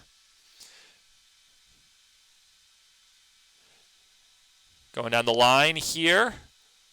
You have Sunny Day and Rain Dance, so you can totally use it as a weather setter. Prankster makes these way more valuable than they are on most Pokemon. You have Metronome, if you love memes. Don't run Metronome, please. You have Encore, Helping Hand. You do have Scary Face as well, so you can do speed control. Very similar to what Grimmsnarl tended to run last generation. You have Parting Shot. Prankster Parting Shot, always valuable to let you pivot and control opposing stats. And if you really want an offensive move, this thing gets access to Super Fang. So you don't need to invest anything in your offenses, and you can take half of the opposing HP. And this is the sort of build that I think is naturally powerful on Grafii. Just Prankster. Taunt, Flatter, Parting Shot, Scary Face is good general utility. Obviously, the particular needs of your team. Adjust the support moves as you see fit. Weather moves and Doodle will be very common on this thing if it has the right partners to take advantage of them. I went with a more general set that doesn't assume any partners. Might as well fully invest in bulk because this thing never uses any other stats. I went with a Squawkabilly because you're weak to ground. You could totally run, I think it's Pyapaberry, the Psychic Resist one if you want. You're probably always going to run one of those type resist berries on this thing because there's just not a lot of value to anything else. I guess you could run a Mental Herb if you're scared of getting taunted. But yeah, that's Grafii. And I'd say that about works out to a B tier. It doesn't have as good of options as Grimmsnarl, and its stat line isn't as good. But it still does a lot of the work Prankster Pokemon tend to do. So it's still a decent Pokemon. Now let us move from Poison to Fairy, as we're starting to get near the end of the ordinary Pokemon with Darkspun. Darkspun is a very interesting pure fairy type with this fun signature ability, Well-Baked Body. Well-Baked Body causes you to take no damage at all from fire-type attacks, and every time you would get hit from a fire-type attack, you get +2 defense. It's Flash Fire, except instead of boosting fire-type damage, it gives you +2 defense. Pretty cool ability all around. Your stat line isn't that impressive. Defense is really your only truly good stat. That terrible HP in particular is very concerning. So yeah, the idea with this thing is you're looking for something that can take advantage of its ability. So the most natural way to use it is supportive. It gets some support moves like all canine-ish Pokemon. I really like a set like this. Yawn, Snarl, Body Press, Protect. You're running max HP and special defense. You're pretty much operating under the assumption that your opponent will activate your ability for you. Switch into a fire move. There's a lot of fire moves very popular in the format right now. Arcanine and Chi-Yu are all over the place. And a lot of other things just like to run fire as well. Fire is a great offensive type. If you can get Well-Baked Body activated, it'll make Body Press really powerful. It'll make you really hard to kill physically. Max Special Bulk and Snarl make you hard to kill on that side. Yawn is disruptive. All around a good Pokemon. Now you might be thinking, and I think this is a reasonable thought, I want to activate my ability myself. And a problem you run into is that there just are not a lot of options to side activate your fire moves. Mind Blown is the main move you would think of, but it's not good at all because, of course, it's not an option here, I should say, because it is only learned by Blacephalon, who is not in this generation.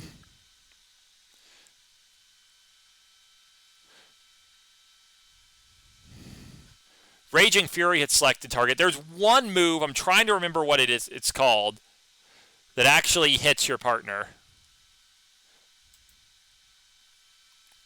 Yeah, your only option to hit everything around you is Lava Plume. You see, not a lot learns it. Chi-Yu, the Armors, Torkoal, Camerupt if you really want to. So you could try to run Darkspun next to something using Lava Plume and just boost your defense while spamming Lava Plume. I don't think it's great, but especially because if you're using Chi-Yu, you're undercutting your already vulnerable special defense, so there's a real anti-synergy there. But it's definitely a concept you could go with, and I feel like I have to highlight this as an option, or I'm not properly explaining what Darkspun can do. So let's move on to Arvin's signature Pokemon, Mabosstiff. This Pokemon is very easy to understand. It's a dark type, it gets Intimidate, has all-around decent bulk and attack, very straightforward attacking moveset. It has a signature move, Comeuppance, but it's literally just the same move as Counter. Don't worry about it. I think the most natural way to use a bulky Intimidate Pokemon that pretty much just attacks is with an Assault Vest. I would always run this thing with just an AV, Intimidate. You do have Snarl for some support value, but mostly just Jaw Lock, Play Rough, Wild Charge. If you don't like Jaw Lock trapping you in, you can go with Throat Chop instead. It's perfectly fine. Terra Fairy lets you get Stab on Play Rough and change to a different weakness profile as the needs have it. I'd say this thing isn't super great because just ultimately the potential of a Pokemon this straightforward that offers so little special, I just don't think it's that great. I'd much rather run something like Arcanine that just has a wider suite of support and overall somewhat better stats, but it's totally playable. I tier it in the C tier. I think you can make a good argument it's a B tier Pokemon. If you put it in C tier, it's like the best thing in C tier. Whereas in B tier, it's like the worst thing in B tier. It's about there in terms of quality. Now let us very quickly talk about another one of our remaining Pokemon that has, frankly, almost nothing to discuss. This is Bramblegast. Bramblegast learns almost no good moves. I'm scrolling through them quickly. Take my word for it, they don't do much. Bramblegast has an awful stat profile. It's ridiculously frail, middling speed, decent attack, but it learns like no moves, so it can't really use that attack. This is the best set I can construct for Bramblegast. Because really the only two types you have any ability to hit are Ghost and Grass. You just run the strongest Ghost and Grass moves you learn. You run Terra Blast with a Terra type to give you coverage. Fighting's really good coverage with Ghost, so let's go with that. You protect, because you protect in this game. Your signature ability, Wind Rider, doesn't really do much for you. You get an attack boost every time you would get hit by a wind move or every time Tailwind goes up. Unlike with Kilowattrel, you do not learn Tailwind, so that's not great. But still, being immune to Hurricane is about the best you're going to do. And you just kind of do this. You're a D-tier Pokemon. Please don't put this on your team. It's really bad. But if you insist, this is almost literally the only set it can run. Poor guy. Now let's talk about a Pokemon that is not a legendary, but might as well be for how hard it is to obtain in-game. Goldingo.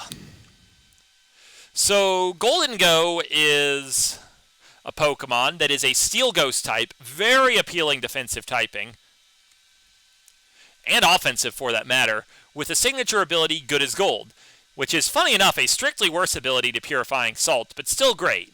It makes you immune to all status effects. Now, your stat profile is sort of middling across the board. You have good bulk, middling speed, great special attack at base 133.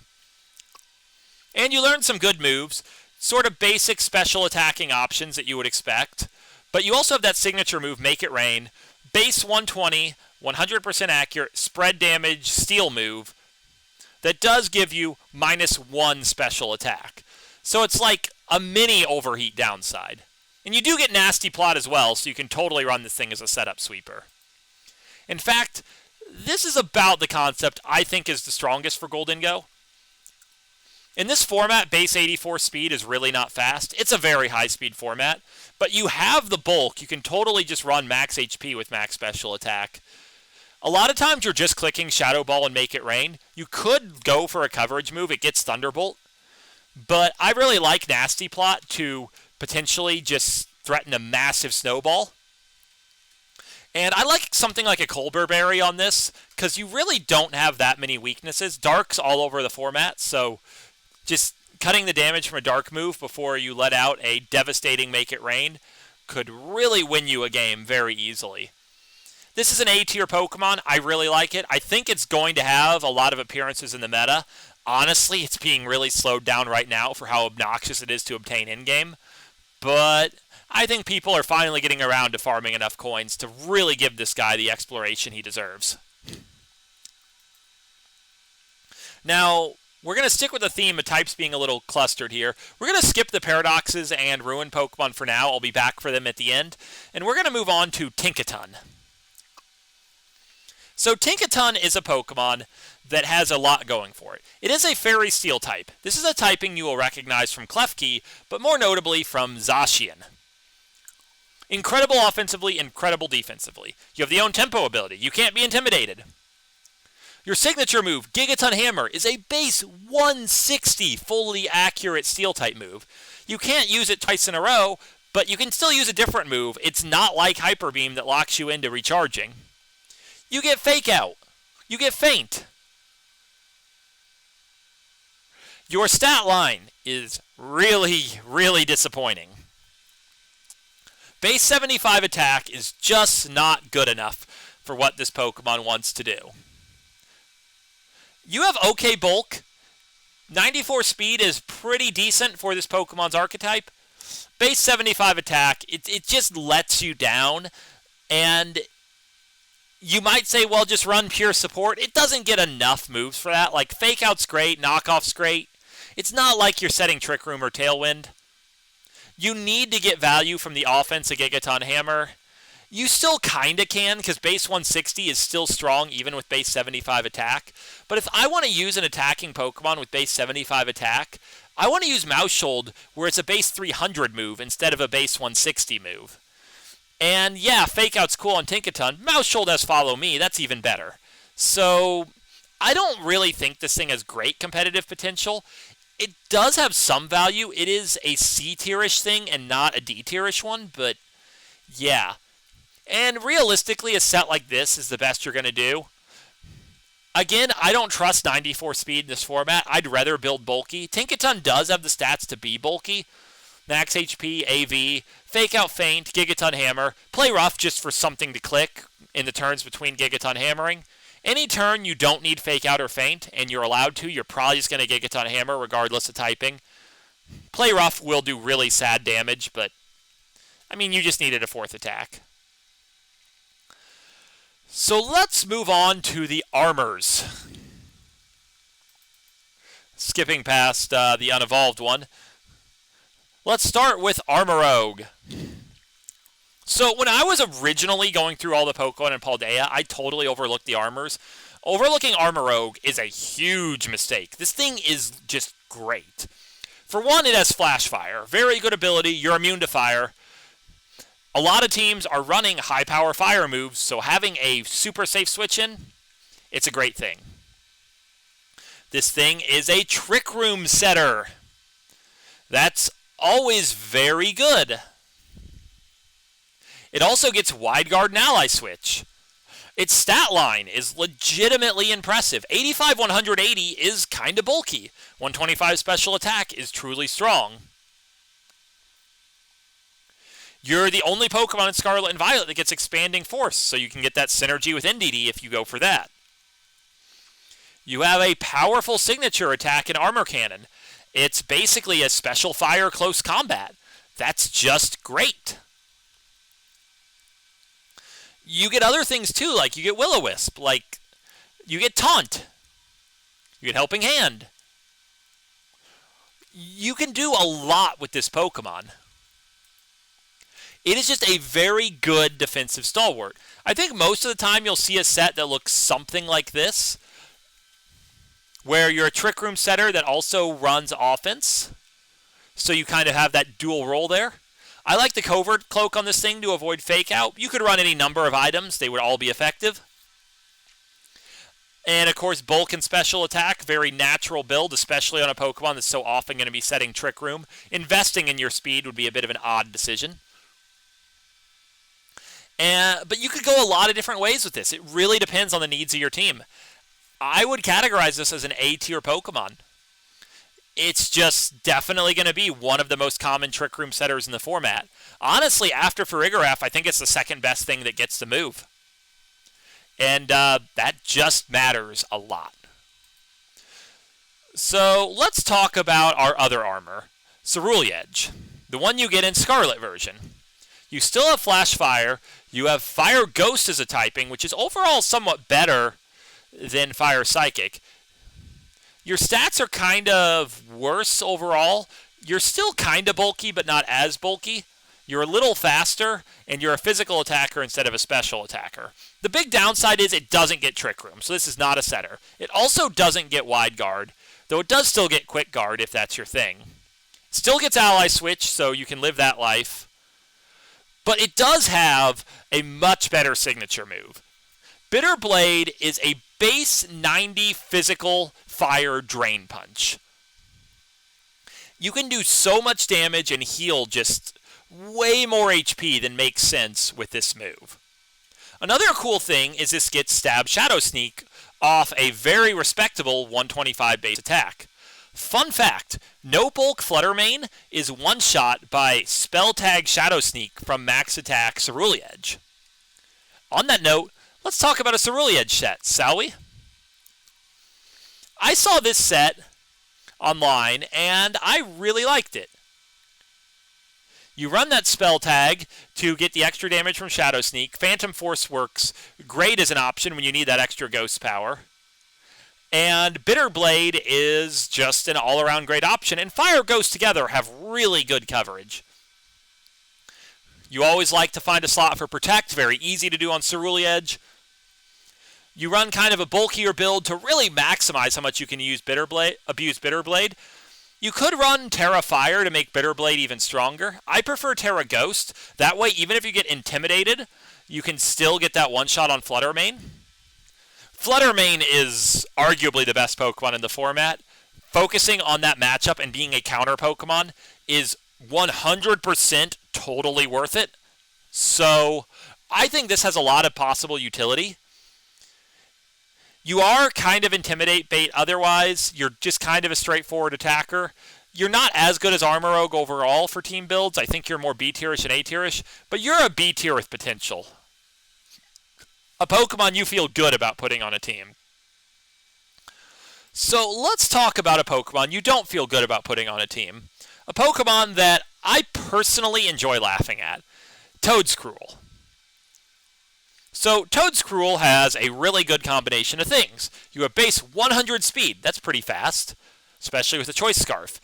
You learn Spore, the best move in the game. Puts things to sleep, doesn't miss. Man, Choice Scarf Spore off this thing. You'll just put everything to sleep. They won't be able to move. Broken Pokemon. Oh, wait. You have a signature ability. Only ability you get. Mycelium Might. This makes all your status moves have negative priority. They also act like you have Mold Breaker. They ignore opposing abilities. But, oh my word, negative priority Spore. It's worse than Slow Spore. At least Slow Spore can become quick in Trick Room. This is Spore that always goes last. What? Why? Everything else about this Pokemon is terrible, too. You're a Grass Ground type, which is just a bad typing, offensively and defensively. Ask Torterra about its years of competitive success. It'll tell you all about the virtues of this type combo. You have horrible offense. Your special bulk is decent, but your physical bulk really isn't. You have redirection, so you can continue to try to pretend to be a Moongus while completely failing to do anything a Moongus does. There's just no viable build for this Pokemon in a vacuum at all. That being said, my recommended build for this Pokemon is going to seem like a Hope build, where I just run Choice Scarf Spore anyway. Now you might say, AA, you're being stupid and stubborn. You just explained why this doesn't work. Why would you build a set that has 0% chance of success? Well, the way I look at it, you can run this Pokemon alongside Graphify, use Doodle to overwrite Mycelium Might, and then spam Spore liberally. It's going to require a lot of setup. It has a lot of counterplay. There's just nothing else here. This gimmick build that requires a super specific partner to ever do anything is honestly the only set that even makes sense on this Pokemon. And the other three moves really don't matter. Spore is the only move that matters. Rage Powder and Trick Room are just the most disruptive moves you could run. The fact that this thing is a Trick Room setter is hilarious. It's horrible as a setter as well. And then just Leaf Storm, it's your best damaging move. Man, this Pokemon is awful. D tier all the way. Please do not include Toedscruel on your teams. But let us move to the very bottom of the Pokedex and talk about the last 3 Pokemon, starting with Kingambit. Kingambit is just straightforward good. So it is the evolution of Bisharp. You still have that Defiant ability, super valuable, deters opponents from Intimidate, because instead of dropping their attack, they boost your attack. But unlike Bisharp, you have just an all-around, very overwhelming stat line. You still have great attack. You're very bulky, 100, 120, 85. You're a little slower at base 50 speed, but, I mean, Bisharp was slow anyway. Getting slower isn't even a big deal. You're not going to feel it. You're not going to mind. That base 135 Sucker Punch, that's going to hurt. Especially because if you pick up Defiant Boost, you can just snowball. You have a signature move, Kowtow Cleave. It's just a little stronger dark move than things like Crunch and Throat Chop that also never misses. You can use Steel moves. You could set up with Swords Dance if you wanted to. Really, the biggest build choice you have is whether you stick with Defiant or you use your signature ability, Supreme Overlord. Well, Supreme Overlord has an awesome name. It is really more a singles ability than a doubles ability. You get, I think it's a 10% boost per ally that's already been knocked out. So that's a max of 30% in VGC. That assumes Kingambit is your last Pokemon. Most of the time, it's only going to be 10 or 20%. The total utility of Defiant, in my opinion, is usually going to be much higher. But just keep in mind, Supreme Overlord is not a truly bad ability. And I really like a Assault Vest option for Kingambit because it's just so bulky. And especially because its bulk is leaning physical, you run AV and nothing kills this thing easily. You just make yourself a tough out. You Sucker Punch lots of stuff. If they try to target around you or use supportive moves so you can't Sucker Punch, you can just use any number of your other good options. There's just a ton of value here, and it's so pressuring on opposing teams to see this Defiant Pokemon and be terrified to bring their Arcanine, their Gyarados, their Salamence into matches, just knowing that it's very hard for them to play around, enabling your Kingambit to become a devastating sweeper. I think this Pokemon is going to see just mountains of competitive play. It is an A-tier Pokemon all the way. And I truly believe in the potential of Kingambit. Next, let's move on to a Pokemon that is perhaps a little awkward to make use of, Clodsire. So Clodsire is a Pokemon that has what I'll call the Toxapex syndrome. You have Unaware, which is a great defensive ability. You have 130, 60, 100 defenses, which is in practice quite bulky. You learn Recover, you learn Toxic, you learn a lot of moves that kind of let you hang around. You really have like no offense at all. 75-45 is doing absolutely nothing. And you don't have a lot of moves with real field presence. The closest is Yawn to help you slowly spread sleep and force switches. You don't have a redirection move, you don't have Fake Out, you don't have screens, you don't have speed control. So you're really just kind of coming out on the field and inviting your opponent to double into your partner over and over until Clodsire is the only Pokemon left alive, at which point even its incredible bulk will not be able to win a 2 vs 1. Now this is the best set I can come up with for Clodsire, where you're basically just looking to stick on the field, disrupt opposing setup with Haze, annoy the opponents with Yawn, support offense as best you can with Helping Hand, and on something this bulky it's hard not to run Recover. There's no reason to run an attacking move. You're just so weak, they'll do literally nothing. Like, Mental Herb, just so you're not helpless when you get taunted. If your opponent taunts you twice, then consider having wasted 2 of their turns in the critical stages of the match a victory for Clodsire. Realistically, just like Toxapex, you should never run this thing in doubles. It's a D-tier Pokemon. But, it's not a bad Pokemon. It's just built for singles. And VGC isn't singles, so it's not good in VGC. Next, let's talk about the last normal Pokemon. which is not a normal type, just the last Pokemon that's not somehow special, in Annihilate. Fighting Ghost, great offensive typing. Another Defiant user that has a lot in common with King Gambit in its build, honestly, where you have decent bulk, not as much as King Gambit, but still pretty decent. Good attack, again, not as much as King Gambit. You are faster than King Gambit at base 90.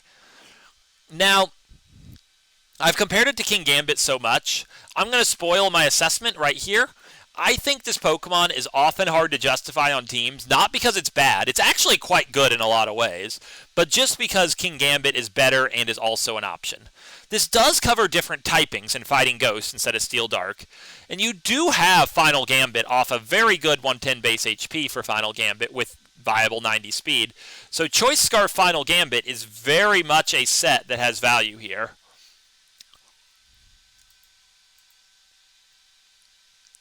But I personally think that just running it on a team that needs Ghost Fight instead of Steel Dark and running a set more like this is probably the greatest potential of it. Again, Defiant, you make it very hard on opposing Intimidate Pokemon to exist. You're pretty bulky. You still run some speed, because I think it's worth speed creeping all the middling speed things. But you want some bulk, because there's a lot in the format that will outspeed you no matter what. I just kind of picked numbers. I calculated nothing, so don't take the spread too seriously. Close Combat Phantom Force. Your signature move, Rage Fist. Pretty interesting. If nothing on your side's died, it's very weak. But for it's a base 50 move that gains 50 power for every knockout your opponent has scored. So if Annihilate's the last Pokemon alive, it's base 200, which is crazy powerful. Even if you've only taken one loss, it's still base 100, which is pretty good. You can definitely get some value out of this. I think it's a B tier all the way. Just solid, good, but not as spectacular as some other options in the format. And with that, after 2 hours, I have covered every Pokemon new to Paldea other than the Paradoxes and the Legendaries. I am going to get into the Paradoxes, and you will probably have noticed I have given nothing an S tier rating so far, and I have been stingy with the A tiers even. I'm going to spoil it for you. The remaining Pokemon are, on average, just great. Now, we're going to start with a Pokemon with great in its name, Great Tusk, that is, somewhat ironically to what I just said, one of the relatively lesser Paradox Pokemon. Great Tusk is a ground fighting type. Basically, all Paradox Pokemon have the same ability. It's Photosynthesis on the past versions and Quark Drive on the future one. When the appropriate field effect is up, Sun for Photosynthesis, Electric Terrain for Quark Drive, you get a 30% boost to whatever your highest stat is, unless your highest stat is Speed, in which case it's a 50% boost.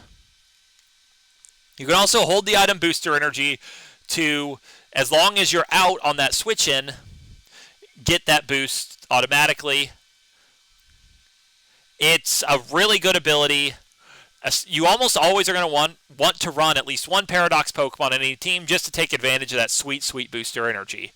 But with Great Tusk in particular, you are a ground fighting type, like I said. Incredible base 131 attack, stupid bulky physically, middling speed, only base 53 special defense. You're not going to take special hits well, especially because ground fighting has a lot of common special weaknesses. You will fight so many Pokemon that use special fairy moves, special psychic moves, special water moves, special grass moves. In a lot of ways, I think this Pokemon could be said to be pretty analogous to Kartana. It is not quite as fast as Kartana. Its defensive typing is not as good, but you have a lot of that same idea where you're just really physically bulky, you hit pretty hard, your special defense lets you down. That being said, the natural way I would lean toward using this thing is with an AV set, much like Kartana. You get a lot of high base power moves. Headlong Rush is ground-type close combat. Close combat is close combat. Head Smash is, of course, is the massive recoil, 80% accurate physical rock move that does just stupid damage. And then Ice Spinner for coverage. It's a bit tricky because you are undercutting your own survival when you click most of your good moves, but you aren't that easy to out with this kind of investment. And assuming you plan to switch routinely to fix all those stat drops, you can just kind of kill things. Because this Pokemon is really strong, using very high base power moves off an excellent physical attack. If Photosynthesis happens to be active, you get 30% more attack. It's your highest stat by far. Good Pokemon. It's a good Pokemon, not a great Pokemon. I feel like it just has too many weaknesses and a little too much counterplay. I'd say it's probably a B tier, but it's definitely offensively threatening. So now let's move on to Brute Bonnet. This Pokemon is just incredible. I think the community is massively sleeping on how incredible this thing is. So it's a Paradox version of Amoonguss. Like Amoonguss, it learns Spore and it learns Rage Powder. Statistically, it has even more bulk than Amoonguss, and it has base 127 attack, so it can hit really hard. It has Stab Sucker Punch to use with that base 127 attack. Now, the downsides from Amoonguss, it doesn't have a Regenerator. Instead, you have Photosynthesis. Photosynthesis is a great ability, lets you hit even harder, but the defensive utility of Regenerator was great to Amoonguss. On balance, Grass Dark is not as good of a defensive typing as Amoonguss's Grass Poison as well. And you are missing some of Amoonguss's supportive options. You do still have Pollen Puff if you want it, but you don't have Clear Smog. Or actually, no, you do have Clear Smog. Never mind. Even better. But yeah, mostly you're not as defensively good as Amoonguss, but you have all of its same great options, and you have all that attack. And your stats are just incredible. I think this is every way an S-tier Pokemon.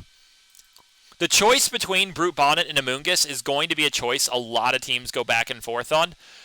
Bonnet gives you more of an offensive edge while still being an incredible defensive piece and supportive Pokemon, while Amoonguss just gets the pure max value from that annoying supportive Pokemon. This thing is also faster than Amoonguss, which is mostly a downside because Amoonguss is really oppressive in Trick Room. This 55 is kind of oppressive in Trick Room, but it's not as good. I really like a set like this. Spore Rage Powder. I like Seed Bomb because you get the stab, and then Sucker Punch, which just... it does so much damage with priority, and it will really mess opponents up. Citrus is just a good general survival item. Obviously, if it's your only Paradox Pokemon, please run the Booster Energy, but I think you'll often run this alongside other Paradox Pokemon and prefer the bulk. Fire is an amazing Terra type on this. Basically, every weakness that Grass Dark has on a typing is just hitting into a resist on fire. So just as a purely defensive Terra, you run it. I wouldn't bother running Terra Blast. Like, you could to get a base 80 fire move, but I wouldn't. But yeah, I think this is every way. This is an S-tier Pokemon. This is going to be absolutely meta-defining, and I only expect this thing's usage to go up as people explore the format and get comfortable with the fact that Amoonguss now has competition. So next up, we have Sandy Shocks, the Magneton Paradox Pokemon. Now, a lot of people are kind of down on this versus a lot of the other Paradoxes. I love this Pokemon. I think Electric Ground is a very appealing typing. It just super affects a lot of stuff, and those are two types that, with powerful special attacks, are not that easy to hit in this format. There's not a lot of good electric types. Special Ground is kind of exotic as well. And this is just, it's a stat line that doesn't pop out at you, but it does everything you need it to. Base 101 is a very good speed tier. It's a little annoying that you're 1 point slower than Garchomp, but you do outspeed a lot of stuff, even though the truly fast stuff will beat you. But your bulk is usable. 85, 97, 85. You don't get one-shot by stuff that's not hitting you super effectively with real power. 121 special attack is quite good. Photosynthesis will pretty much always boost your special attack as long as you invest full EVs into it. The downside is your move pool is pretty thin. You pretty much only get Earth Power and Electric moves. But I really like this type of build for it. You run Thunderbolt Earth Power, Terra Blast with a Terra type to improve you offensively. I think Terra Ice makes a lot of sense. Good old Bolt Beam. A lot of other types could do work for you. I just particularly like Ice because a lot of things are 4X weak to Ice. The same logic why you'd often see Hidden Power Ice run in other formats. Protect, just always valuable. The Expert Belt, because this thing super affects so much stuff. Obviously, different teams could run very different items. If you don't need it on something else, this thing's a very good candidate for a Life Orb. You can run a Focus Sash just to guarantee those turns. You're a ground type, so you don't die to Sand Tick. And yeah, it's just for the coverage it offers, the overall high stat profile, I look at this thing as A-tier potential, especially in a format that doesn't have any other legendary electric types. Like, remember, we don't have Zapdos, we don't have Thundurus, we don't have Alecki. If you want just a strong special electric type attacker, Sandy Shocks is just what you're looking at. I think it will find a strong role in the meta as soon as people give it a shot. Let us continue our tour of the past Paradox Pokemon with Screamtail, Paradox Jigglypuff. Unlike normal Jigglypuff, which is just kind of a silly, unevolved Pokemon that has some minor support built in that was never as good as what Clefairy got, the Paradox Puff has incredible stats. 115, 99, 115 is massive bulk. You are very hard to one-shot. Psychic Fairy, well, you don't have any 4X weaknesses at least. 111, great speed. You're very fast. You don't really have offense, but hey, do you learn any support moves? Well, yes. Yes, you do. You're a Trick Room setter. You can imprison Trick Room. You learn Perish Song.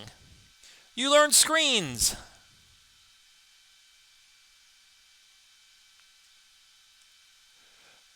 If you want to get rid of opposing screens, you do have Psychic Fangs if you feel a need to run an attack.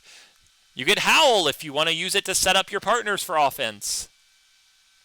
You can T-Wave things. You can Trick things. You can Encore things. There's obviously a lot of versatility in which 4 particular support moves you want. I think Imprison Trick Room is a very natural set for it.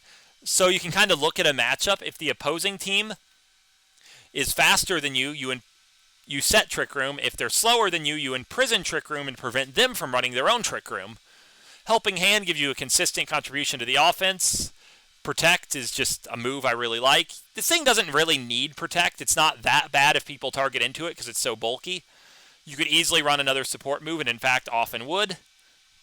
Something like Perish Song just for end games is very good in particular.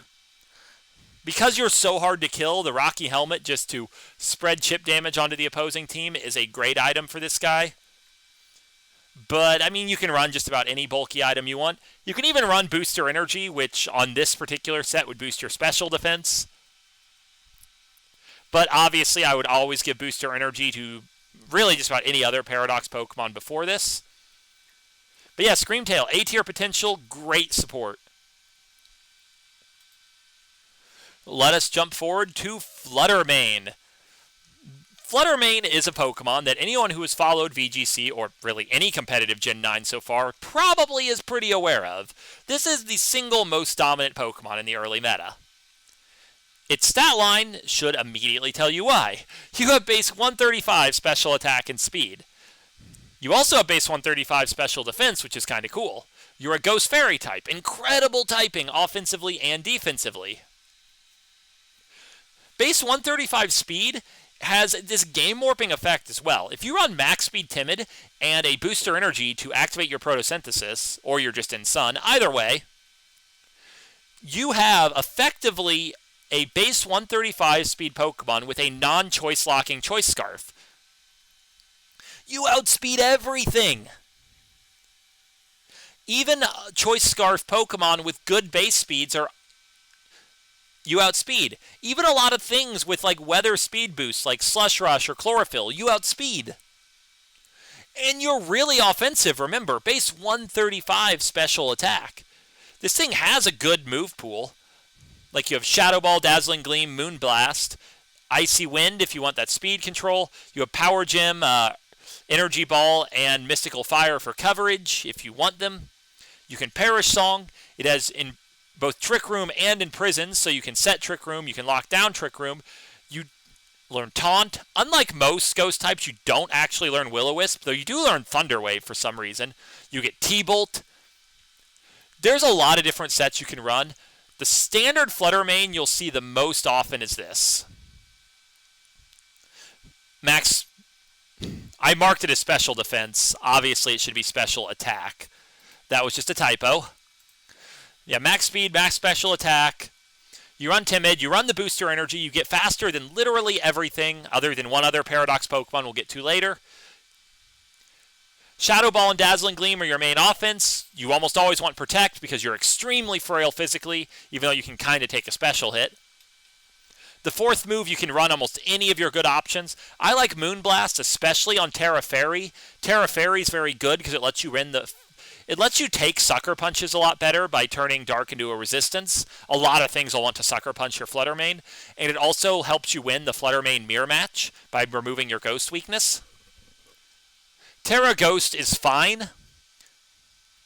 You could also pick any number of weird defensive Terras like Terra Steel, but those are going to be more niche picks. You can obviously run a lot of moves in this fourth slot, depending on your team's needs. You can run different sorts of hybrid support Flutter Mane with things like Imprison Trick Room, just straight up Trick Rooming on Trick Room teams that kind of run that dual threat of either attacking with Flutter Mane or setting the room. It's a lot of the same thinking that Spectrier had last generation, where you're just such a fast Pokemon that you can always do supportive stuff. Icy Wind is very popular. Just what a good Pokemon. It is S tier every bit of the way. I think it's the single best Pokemon in the format. A couple others do make arguments. But yeah, Flutter Mane. Use it on your teams. You'll like it. Next up, we're going to talk about Slitherwing, the second to last of our past Paradox Pokemon. Slitherwing will remind a lot of people of the Pokemon Buzzwole. It is bug fighting type. It has a lot of physical attack. Your defenses are more balanced in Buzzwoles. And you have a middling speed stat. Kind of the really cool thing about Slitherwing that Buzzwole didn't have, and what mostly makes it a better Pokemon, is you do learn First Impression. Stab First Impression off base 135 attack is gonna chunk people. And you do get quite a few other attacking moves. And if you want a little support, you get Will-O-Wisp, but for the most part, you're looking to hit things with this Pokemon. Something like First Impression U-Turn Close Combat Flare Blitz with Terra Bug is a very natural way to run this. You have a lot of other options. Terra Fire is great to power up your Flare Blitz. You can run a lot of different items. AV is what I ran here. Booster Energy is good on this thing. Clear Amulet's good on this thing. You can set up with Bulk Up. It is a little bit limited in its potential because its speed tier struggles a bit in this format. It's just such a fast format, and it has just a lot of weaknesses as a bug fighting type, and a lot of things will resist your stab moves. Bug is just not an ideal stab, no matter how you look at it. So probably it's fairly tiered as a B tier, but it's a versatile B tier that definitely establishes threats on the field. So it's a good Pokemon, just maybe one of the lesser Paradox Pokemon overall. And we are going to end our tour of the past with Roaring Moon, a Pokemon that is seeing a lot of usage in the early meta. Roaring Moon has a massive move pool with tons of coverage, mostly an attacker, but it covers a lot of stuff. And its base stats are just incredible. It's generally bulky. It's quite fast at base 119. It hits very hard at base 139. Dragon Dark is an offensively threatening typing that can solve any defensive problems it has by going Terra Steel, so the Fairy types that scared it now hit a resistance. And I think you'll usually see a set about like this on Roaring Moon. Dragon move, Dark move, Steel move to go with Terra Steel. Iron Head's just really natural. Protect, run a Clear Amulet so you don't get intimidated. You have a lot of different ways you can run this. It does get set up. You can run Dragon Dance. It has wide coverage, so you can pick a lot of different moves depending on your preferences. You can try to even get fast while attacking with Scale Shot. It's, I think, the only Pokemon that still gets that move. A lot of people would probably expect this to be an S-tier Pokemon. I do think it's a little overrepresented because it's just kind of a straightforward attacker where it has more natural counterplay vectors. I think it's more like a high A level Pokemon. But yeah, it's still very good. Don't be scared to put this thing on your team and take heavy advantage of what it has to offer. Now let us move on from the past and move forward to the future. The very distant future, starting with Iron Treads, the other Paradox Donphan. This is just a strange Pokemon, to be honest with you. You look at its stat line, base 106 is weirdly fast for a Steel Ground type. 112 attack is okay, but by Paradox standards, it isn't that high. You're pretty bulky. The special bulk isn't super great. The move pool feels like it's just a lot of attacks without much else.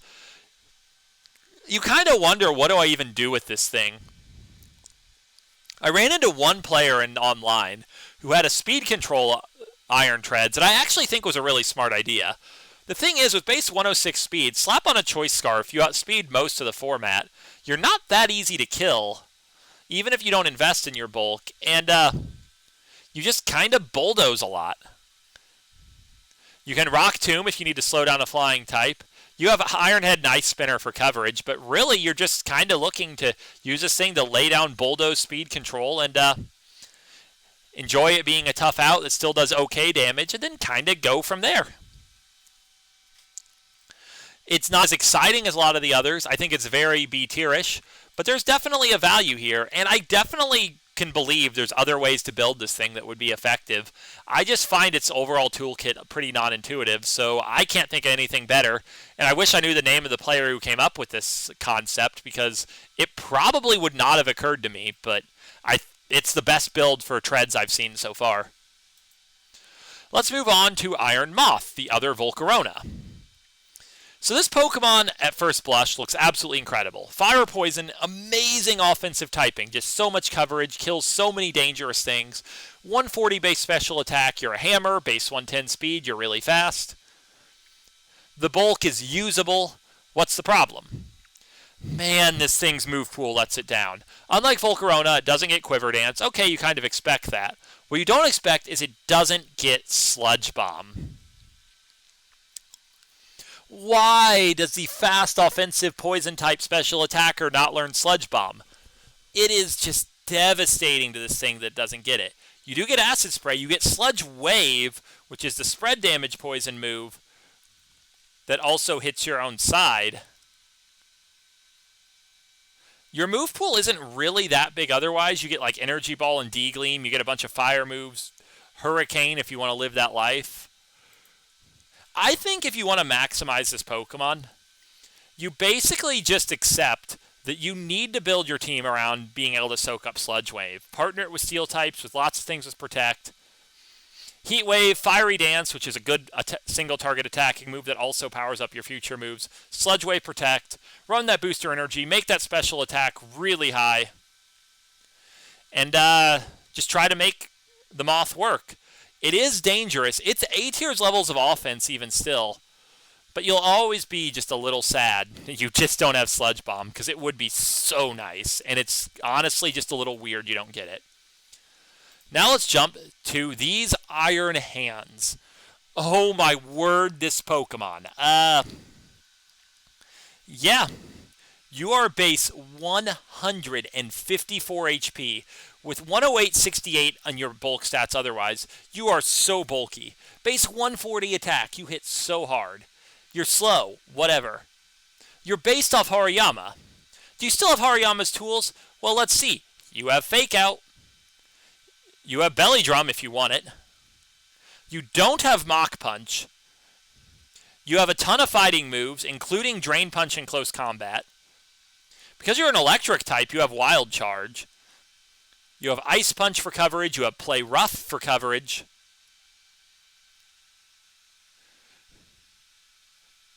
You're an electric type. You get Volt Switch if you want to live that life. Yeah, just what a Pokemon. You are just like the massively upgraded version of Hariyama. And reflect on just how good Fighting Electric is as a typing. Compared to pure fighting, you gain a ground weakness. In exchange, you lose your flying weakness, you gain steel and electric resist, and you gain another stab. It is so incredibly worth it. It is just better to be Fighting Electric than pure fighting. And I really like this style of set with the hands. It, like normal Hariyama, it has great synergy with an Assault Vest because you just bulk up that relatively inferior special defense. And you otherwise just try to hit really hard. I totally threw these numbers at a wall. Don't take them as smart calculations. But yeah, you use the AV. Drain Punch keeps you healthy. You Fake Out as is useful. Wild Charge and Ice Punch give you effective Bolt Beam coverage. You can totally run Play Rough over Ice Punch. It's stronger, but it won't 4x as many things. Kind of a preference point there. This thing is great with a wide variety of other items. Something like Booster Energy or Clear Amulet are also very good on this Pokemon. I think this is an S tier every bit of the way. It's just the best Fake Out format user in the format by a mile. It has incredible offense, incredible bulk, incredibly valuable typing. Fits on just a huge array of teams. Expect to see only more and more of these hands as time goes on. Next, we're going to get to the oddly named Iron Jugulis. I am not familiar with the word Jugulis as a word in the English language. Maybe it is a word. I'm assuming it is because all the others have a word in their name. But yeah, this thing is the alternate Hydreigon. Very similar to Hydreigon, it's fast, especially offensive, with middling bulk. It's actually faster than a typical Hydreigon. 108 is quite fast. Not quite as offensive, but still pretty offensive. And you're Dark Flying instead of Dark Dragon. Now, it's tempting to just run this a lot like a Hydreigon and just load up on offense, and I think that's okay. But a cool thing about this Pokemon is, like most flying types, it learns Tailwind. And we have learned from previous generations with Mandibuzz and Yveltal that Dark Flying is actually just a really good defensive typing. A lot of things just don't hit it well. So my preferred set on this sort of thing is a Tailwind Snarl build that is just a really annoying support. Air Slash, even uninvested, is still a good attack. And then you have Protect, and this thing will just kind of come out. It'll go first, lay down those Tailwinds so everything goes first. Snarl will do some damage, keep the special attacks down. You can pick away with Air Slash. It's just going to be a good, solid, well-rounded contributor to your team with this kind of build. A more offensive build, totally viable. I think this is a good A-tier Pokemon. And honestly, I just really like it a lot, and I'm interested to see people try to take more advantage of it. Now, I've basically just been heaping praise on every Paradox Pokemon. Let me get to the one and only Paradox Pokemon I don't like at all.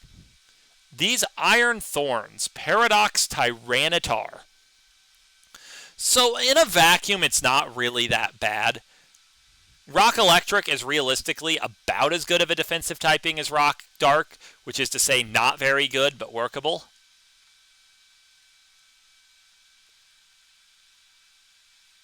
You have a stat line that's honestly very close to Tyranitar's natural stat line. You're a little worse because your stat total's a little lower, but you're not that much worse than normal Tyranitar.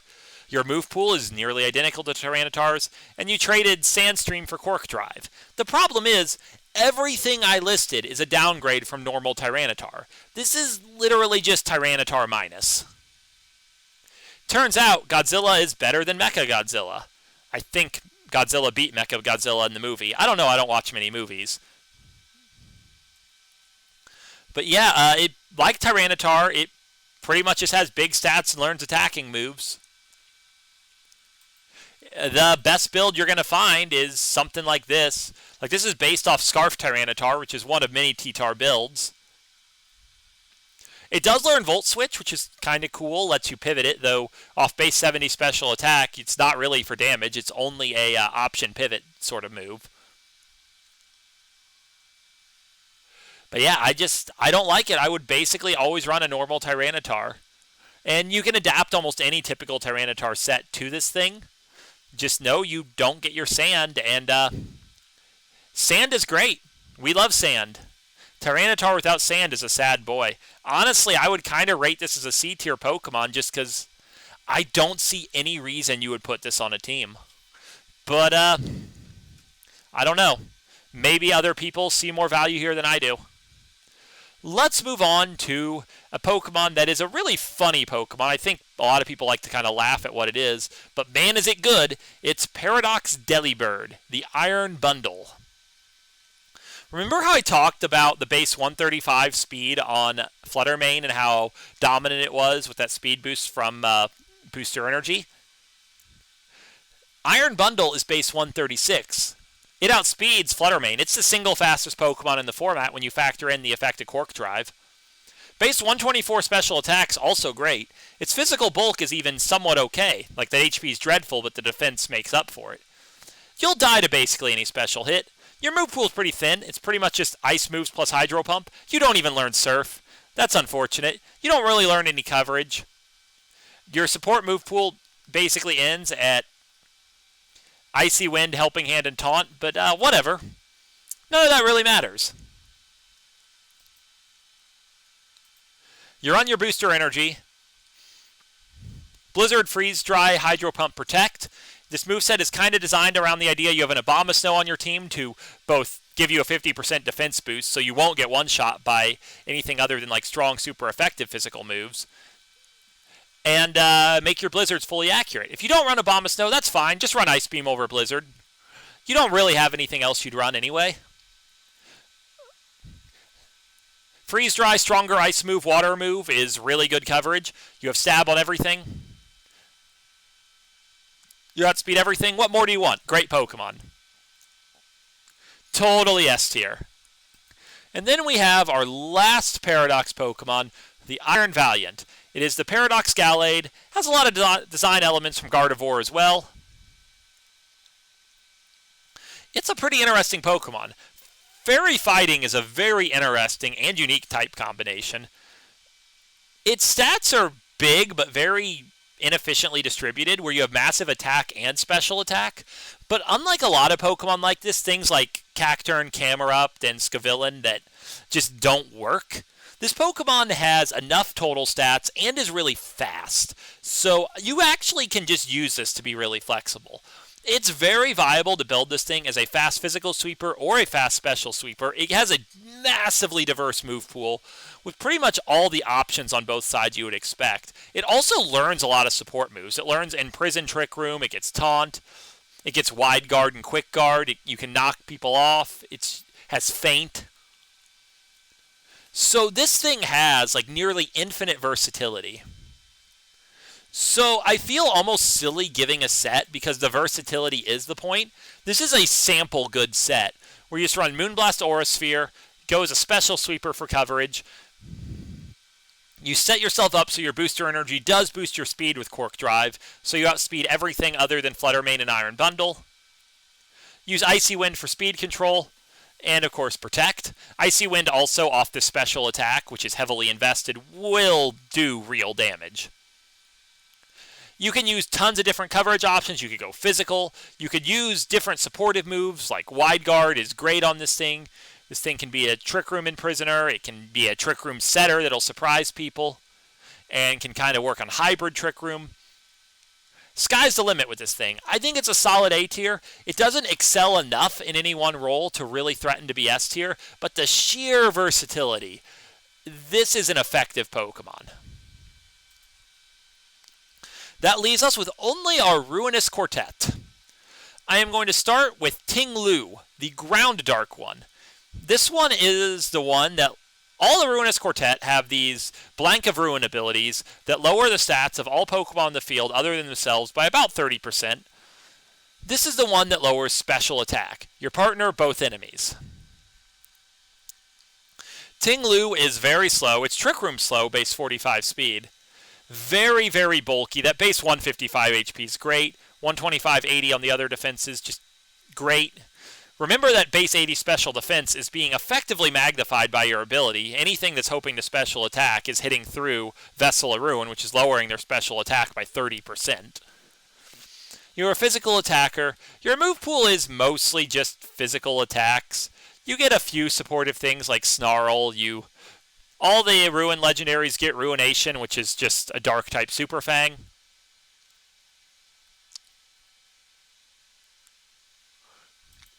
I feel like this Pokemon was really born to wear an Assault Vest. It wears it well. You run absolute minimum speed. You invest everything in bulk. Even with full bulk investment, Earthquake and Throat Chop will still do okay damage. You can Ruination people. You can Snarl people. It's just going to stick on the field for a really long time and make solid contributions to your winning states. Of course, always consider that in team construction, because it lowers special attack of everything, its best partners are physical attackers. But even running it alongside a special attacker isn't horrible, because you're lowering the special attack of your one partner and their two Pokemon on the other side. So the Ruin abilities always benefit you more than the other side. They don't affect the Pokemon that has them. Not that it would really matter if Tinglu lowered its own special attack. Next up, let's go to the Ice Ruin Pokemon, Chien-Pao. Sword of Ruin lowers defense of everything. Now, Ice Dark is a type it shares with Weavile.